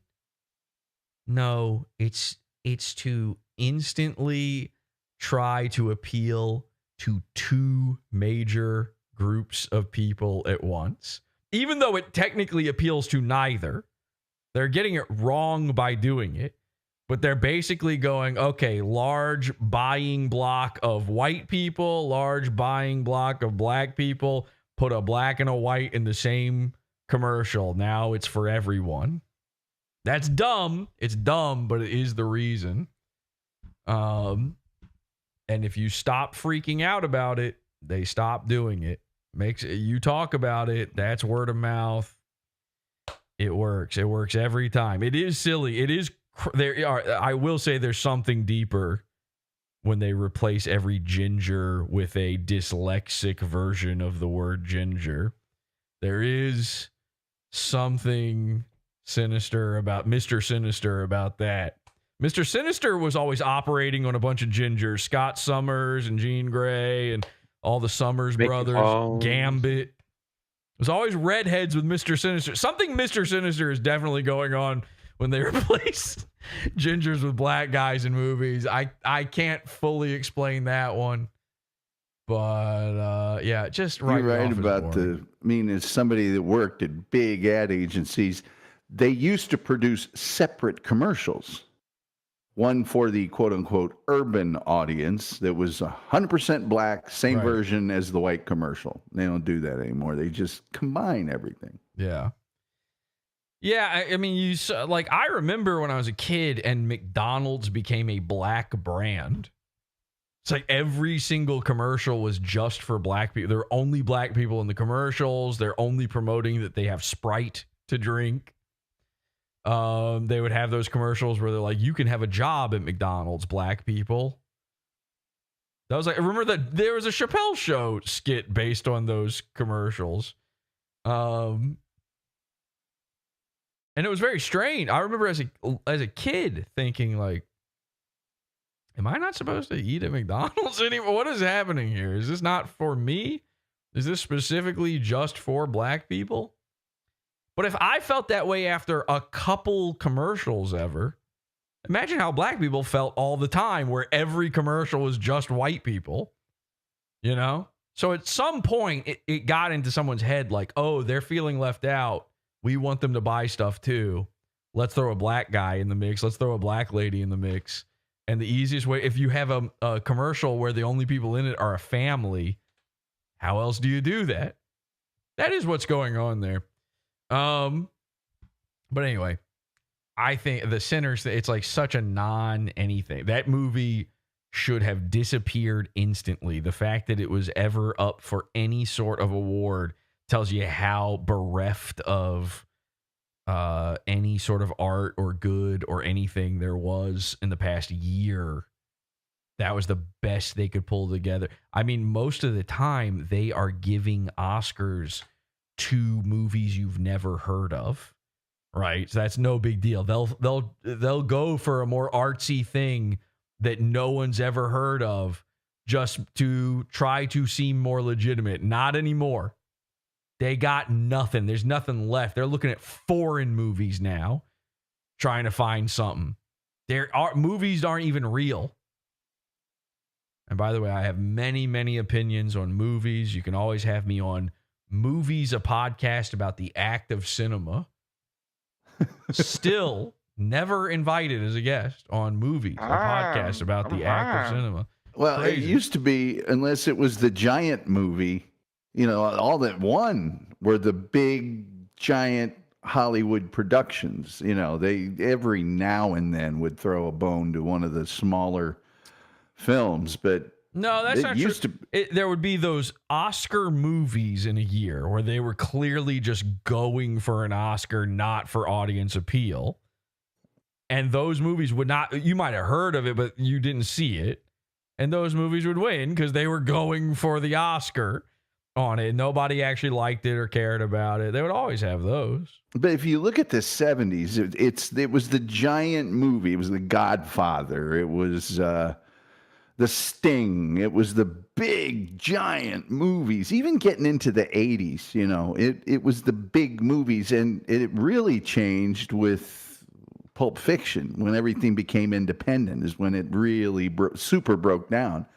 But even a movie like Kramer versus Kramer, that was kind of an Oscar movie, and it beat a ton of better movies, Breaking Away and Apocalypse Now and everything else. But it was a big Hollywood movie. Now, you're exactly right. I mean, you hear the top 10 movies that come out, and it's like, I never heard of one of these. And I wouldn't, I would never pay to see any of these things. And by the way, now there are 10 Best Picture nominees. There used to be 4 or 5. I didn't even know there were that many movies in a year. I barely hear about a movie. So maybe I am a bad guest for Movies, a podcast about the act of cinema. Listen, I've got all sorts of movie opinions, and the phone has never rung for me to be a guest. I have a movie question. See, I liked it when vampire movies I love bad movies. And so when Abraham Lincoln is hunting down vampires and zombies, that's a movie I want to see that movie. Making them serious and rewarding, the only good thing I can say is they gave an award to a horror film, which they almost never do. But I like it that vampire movies are considered just, this is trash, this is awful, this is horrible. I think it's a good thing. The fact that they gave it to a horror movie is proof that, by the way, you do a horror movie because it'll sell. Like, that's the whole point. Horror movies are like a cheat code into making back your money and making a little extra. Like, that's, obviously Sinners was like a higher end production than that, but that's usually why they're making a horror movie. That's why Jordan Peele makes horror movies. It's like the easiest genre to pull off and actually get something back for the money you put into it.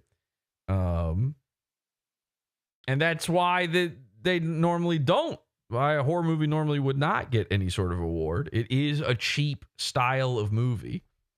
Probably does not usually. There's very few of them that probably deserve any sort of award at all. You can name probably all of them on one hand that ever did actually deserve an award. You were talking about replacement movies. Every now and then they're like they're going to have a black James Bond, and people lose their minds. And I'm always like, why don't you just go make a cool black secret agent, and then there's that whole franchise and it's yours? Why do you have to replace something with another thing? Why don't you because just the point black is Zorro? fuck white people. No. No, it's not. The reason is because you need an IP. It's the same reason everything is a remake or a reboot or a sequel. It's like you can't make a new thing and risk that, trying to get a new thing to launch off, the ground. The swaps only go one way, though. The swaps only go one way because everything was white until recently. They can only go again. What are they going to swap? Are you going to do a remake of Medea? Like what? Yeah, we're going to remake Kunta Kinte with white guys. All black art up until very recently, and still is just about being black. So you can't do it the other way. White stuff isn't about being white. This is why they say white people have no culture, by the way, because we're never just sitting there going, boy, we sure are being white today. Yes, white. That's all every other race inside of America or any other majority white country, that everything they make is about that, which is understandable. If you're a minority, that's going to be the experience. You write what you know, you're going to write your experience. I guess I kind of understand it, but there is, there's very few things. Like the only thing you could do that with is like Candyman. I guess I'm trying to think of like examples of my dreams of a stuff. white. You telling me my dreams of a white Shaft will never come true? You gotta get a white Roots. I guess technically he doesn't have to be black. Even as I said Candyman, I realized that is meant to be an inner city horror movie. He's supposed to be an inner city, scary guy. But yeah, that's kind of like, what do you do that with? That movie where Michelle Pfeiffer teaches black people how to be students. Well, the Alex Cross, the Morgan Freeman black detective guy, I guess, from Seven, and he did a couple other ones. Or you could race swap D'Artagnan. There's black people in tons of movies. We're saying like you can't take a black movie and race swap it. It's not. You could change the Equalizer back into a white guy. I guess so. Yeah. So that's just a swap back. I don't know if that counts. Koreans put K in front of everything they make. Yeah. Well, is that them doing it or is that us doing it to them? And Korean shit is also terrible. I hate gook slop. I call it. Everything. No offense, but all Korean movies and TV and food. Everything out of there, it's like, it's just it's like overacted, terrible, hack, stupid, obvious plots. That movie Parasite sucked. Hunger Games, or was it not Hunger Games? What's the fucking Squid Games sucked. Especially that last season. Oh God, that sucked. All that shit, man. It's all bad. It's all bad and dumb. And the only reason you don't think that is because you don't speak Korean. So when they're sitting there overacting, hamming it up, you can't tell. And also you need them to do it so that you can kind of understand what's happening. There's no subtlety. There's no method acting or any other little techniques or anything. Everything's just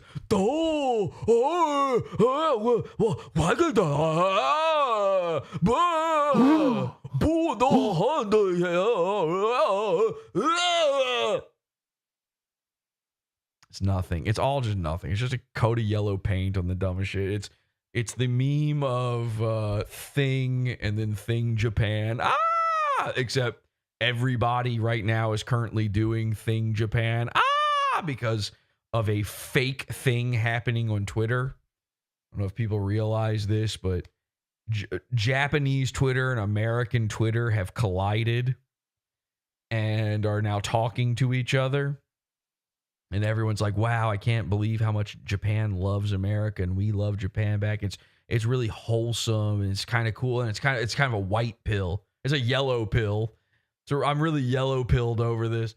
And I got bad news for you guys. It's not real. Those aren't Japanese people. Here's what happened. Indians and Nigerians started being demonetized on Twitter.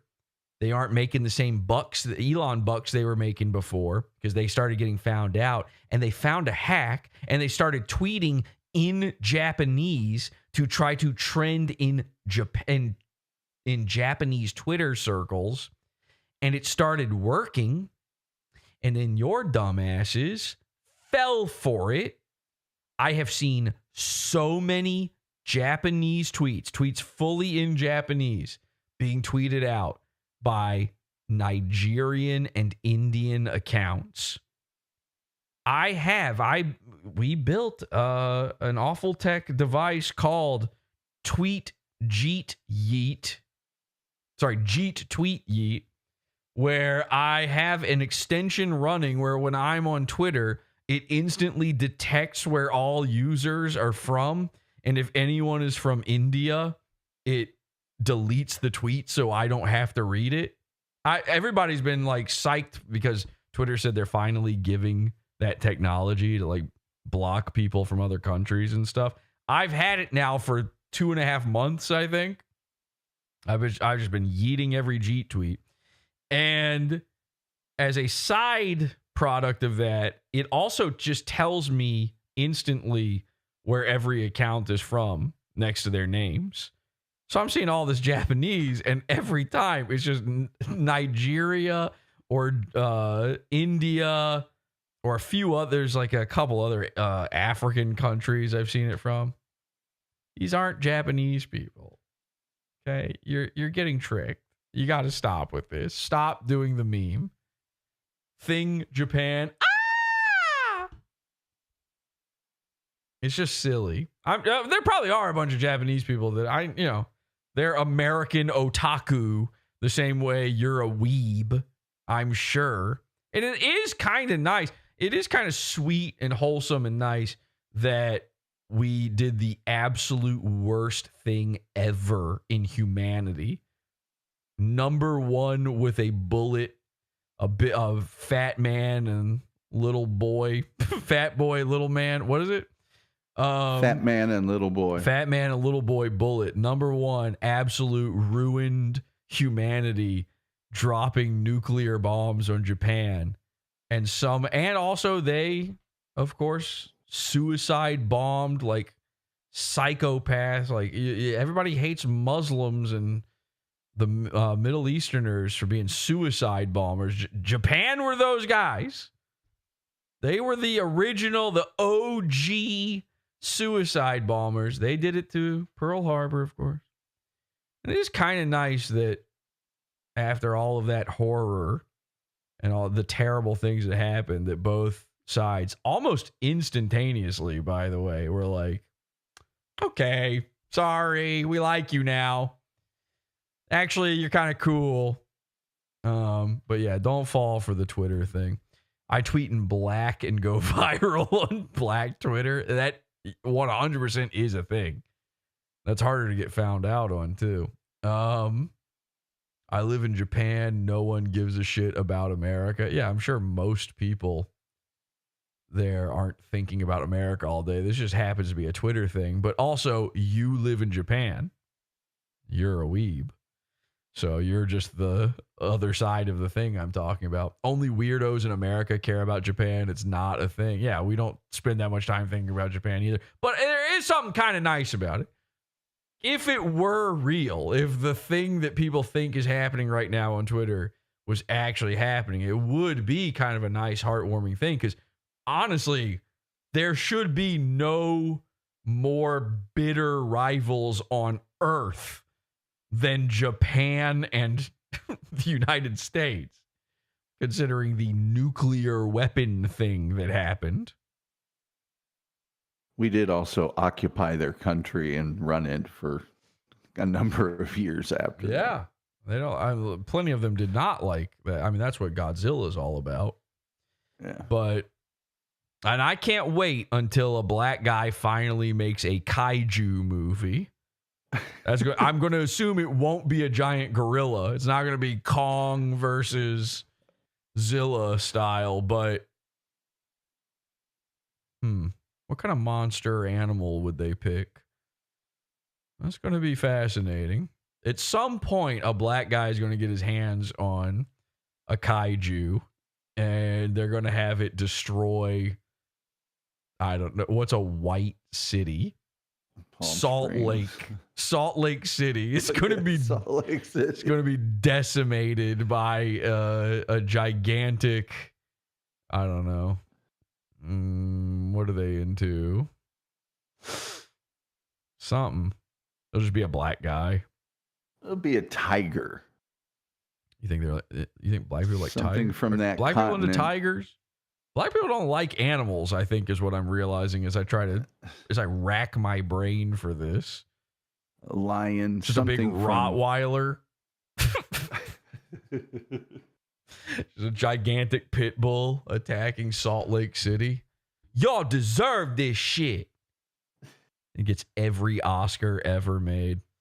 They actually take Oscars that were awarded to other movies and retroactively give it to that movie. Thank you, Jordan Peele. I guess Jordan Peele made a kaiju movie now that I think about it. That's what that Nope movie was, sort of. He kind of did that. There's angels or whatever. There's a big monster in the sky. Spoilers if you haven't seen Nope. A panther, obviously, they say in chat. Yeah, you know what? You were right. But it's got to be like a mutated humanoid panther, you know? It's got to be on two legs. Have you seen Kaiju Big Battel? Yeah, I have. I'm very familiar. It was wrestling with kaiju suits on, which made wrestling almost palatable. If Mersh was sitting around watching guys dressed up as eyeball monsters and Ultraman wrestle, I might give it a spin. I do remember that, though. It was a long time ago. Giant smoke detector.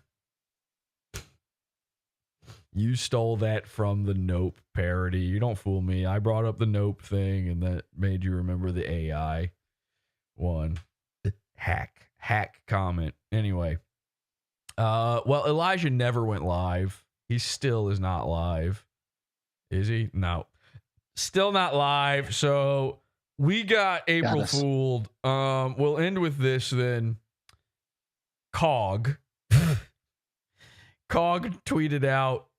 Okay, well, actually, Florida Cog tweeted out, taking a break tonight. Nightwave will return tomorrow night.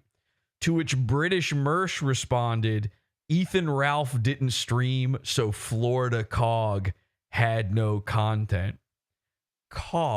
Actual Cog, is now unironically referring to Mersh as Florida Cog, not realizing the dunk that is on himself. Now, I stupidly got involved into this sort of battle earlier. I don't know if you guys even know this. I invented the term Florida Cog and British Mersh. I started calling. I didn't remember this myself. I started calling Cog British Mersh like at least 3 years ago. I think I first referred to him as British Mersh. I'm being told by people who are Cog historians that is the case. Well, I don't think Cog or Mersh remembered that's like my joke. And now people are picking up on this. This is our technology is being spread out there, and everybody's now referring to them as Florida Cog and British Mersh and variations of that. And other people are getting in on the action. They're calling other guys, whatever version of whatever. There's so many Cogs out there now. If you've ever worn a flat cap, look out. You're next. And so I noticed this. Mersh had a meltdown on his show, actually, where he's like telling everybody, you're not allowed to call me Florida Cog anymore. He's like, I'm nothing like that guy. So he legitimately did that's not factually accurate about himself not being Cog. Kind of messed up in the worst way possible. So Cog tweets out, Mersh equals Cog. Cog equals Cog. Mersh is irrelevant. Okay. So I quote tweeted him. I said, Mersh and Cog are both having meltdowns because I dubbed them Florida Cog and British Mersh in this episode. And I linked to the episode where I referred to them as that the most often last year. I also replied to him. I said, you are just streaming Hoojan. Now, this is one of the most insane back and forths I've ever had on Twitter. So I'm just saying a silly, fun joke. Everybody loves it. There's a ton of likes on it. Cog has no likes. No one gives a shit about him. I said, you are streaming Hoojan. He says, Cog responds to this and says, which, by the way, I came up with that name months ago for him. I was like jokingly referring to him that he just didn't know that. He responds to me and says, listen, streaming Hoojan, we all know you copied his setup. Now, I was confused by that. So I reply, question mark, question mark, question mark, and then the meme image of the guy looking in the mirror at himself. Because he's now saying, listen, streaming Hoojan. Well, he's streaming Hoojan. So who's he talking to? Is he talking to himself? So then he replies to that and he says, that is you streaming Hoojan, looking at the host Hoojan. Now remember, Hoojan Prime considers himself Hoojan the host. Okay, so now it's even more confusing than before. I don't know what we're talking about. But he just instantly stole my insult for him and just did it back at me in one go. Which is, that's not how it works. You can't do that. So then I replied and I said, this is the poorest attempt at rubber glue I've ever seen. And then I called him Welfare Mersh in that one, just so that we could be clear about who we're talking about. So then he replies to that and he says, this is the poorest attempt to convince people you aren't streaming Hoojan. Now, I got to be honest, and I'm going to retweet this right now. I think the thing that convinces people that I am not streaming Hoojan is I was the first one to call someone streaming Hoojan, and it was you, British Mersh. So then streaming Hoojan goes to his Twitter timeline. Let me see if I can even find this now. He tweets so much. He's been in a real manic episode lately. He quote tweets me saying that Mersh and Cog are having meltdowns. And he says, streaming Hoojan is upset I'm getting more attention from Florida Cog than he is. Now, he is streaming Hoojan, so that makes no sense. And then, I don't know if he knows this, he's also Cog. Yeah. So calling another guy Florida Cog as an insult is so out of pocket. I don't even know how to. I didn't respond to that. I don't know what you do with something like that. Yeah, what do you do? You so just then let him step on the rake. So then one of our guys, Zoomer Retard Henchman, replies to him and says, happy to announce that Cog has officially reached a new milestone, streaming Hoojan. It's incredible to see this kind of growth and dedication in action. Huge congratulations to the team for making this happen. Onward and upward. Hashtag growth mindset. Hashtag streaming success. Hashtag PodAwful. Very nice. So the Cogs are losing their minds right now. All the Cogs out there have lost their mind. And by the way, you know, just to clarify this further, I think, well, let me see. Was that back here somewhere? Someone says, I didn't know what a Hoojan is, but it sounds like a disease. And I said, sort of an internet herpes without sex. Yes. Now, someone was confused about the Hoojan thing. And so they were like, well, if Cog is if Mersh is Florida Cog and Cog is streaming Hoojan, who does that make Hoojan? And I said, it makes him, Hoojan is Wait, now I think I've gone cross-eyed. Oh no. I don't even know anymore. I've completely lost track at this point of who's who in all of this. Who Jan. Yeah. And I think what this really implies is that we need to finally do the Who Jan episode. People keep asking me, perhaps, when is the Who Jan going to happen? We got to have the Who Jan. And I'm like, guys, he doesn't do a show. Someone says, what would you say is the most unifying characteristic that all Mershes / cogs share? And I said, a flat cap mostly. It's kind of just it. It's just, if you've ever worn the flat cap, for sure, that's you. Cog is streaming Hoojan. Hoojan is streamless Cog, not streaming Cog, I think is what I said. I don't listen. It's up in the air. Who knows? Who knows what any of this is? The point is, the Cogs are losing their minds. The ice dancers' boyfriends are losing their mind. By the way, now Cog is also British ice dancer's boyfriend. So this is going to become very difficult to keep track of here.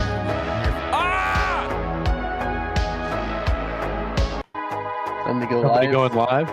Elijah Schaffer is now going live. I feel like I'm about to die. I tell you what. Elijah Schaffer's going live. I want to see it. And here's the rub. Salvo told me about this. Salvo told me he would be going on Elijah Schaffer's thing. And he asked me, are there any questions I would like him to ask Elijah Schaffer? So I provided him some.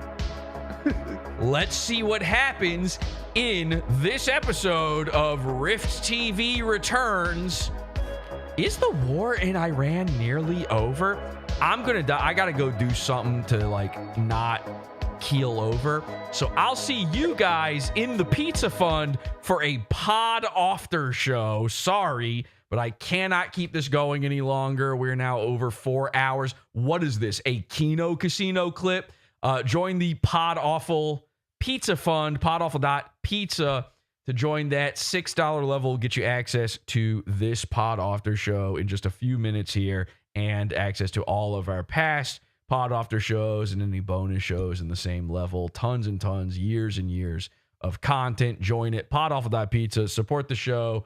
Tom, everybody, thanks for joining me. Until next time, have an awful day. See you soon.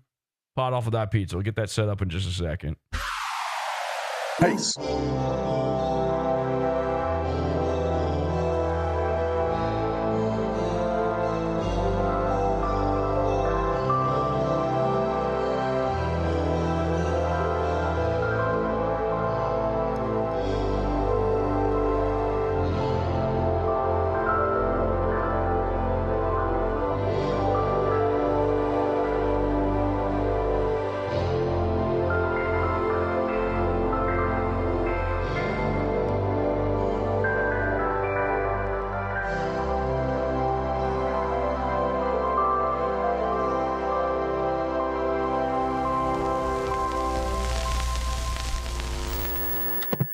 I'm Tom Gully, and you're watching Is This Live, the show on the PodAwful TV network, podawful.pizza.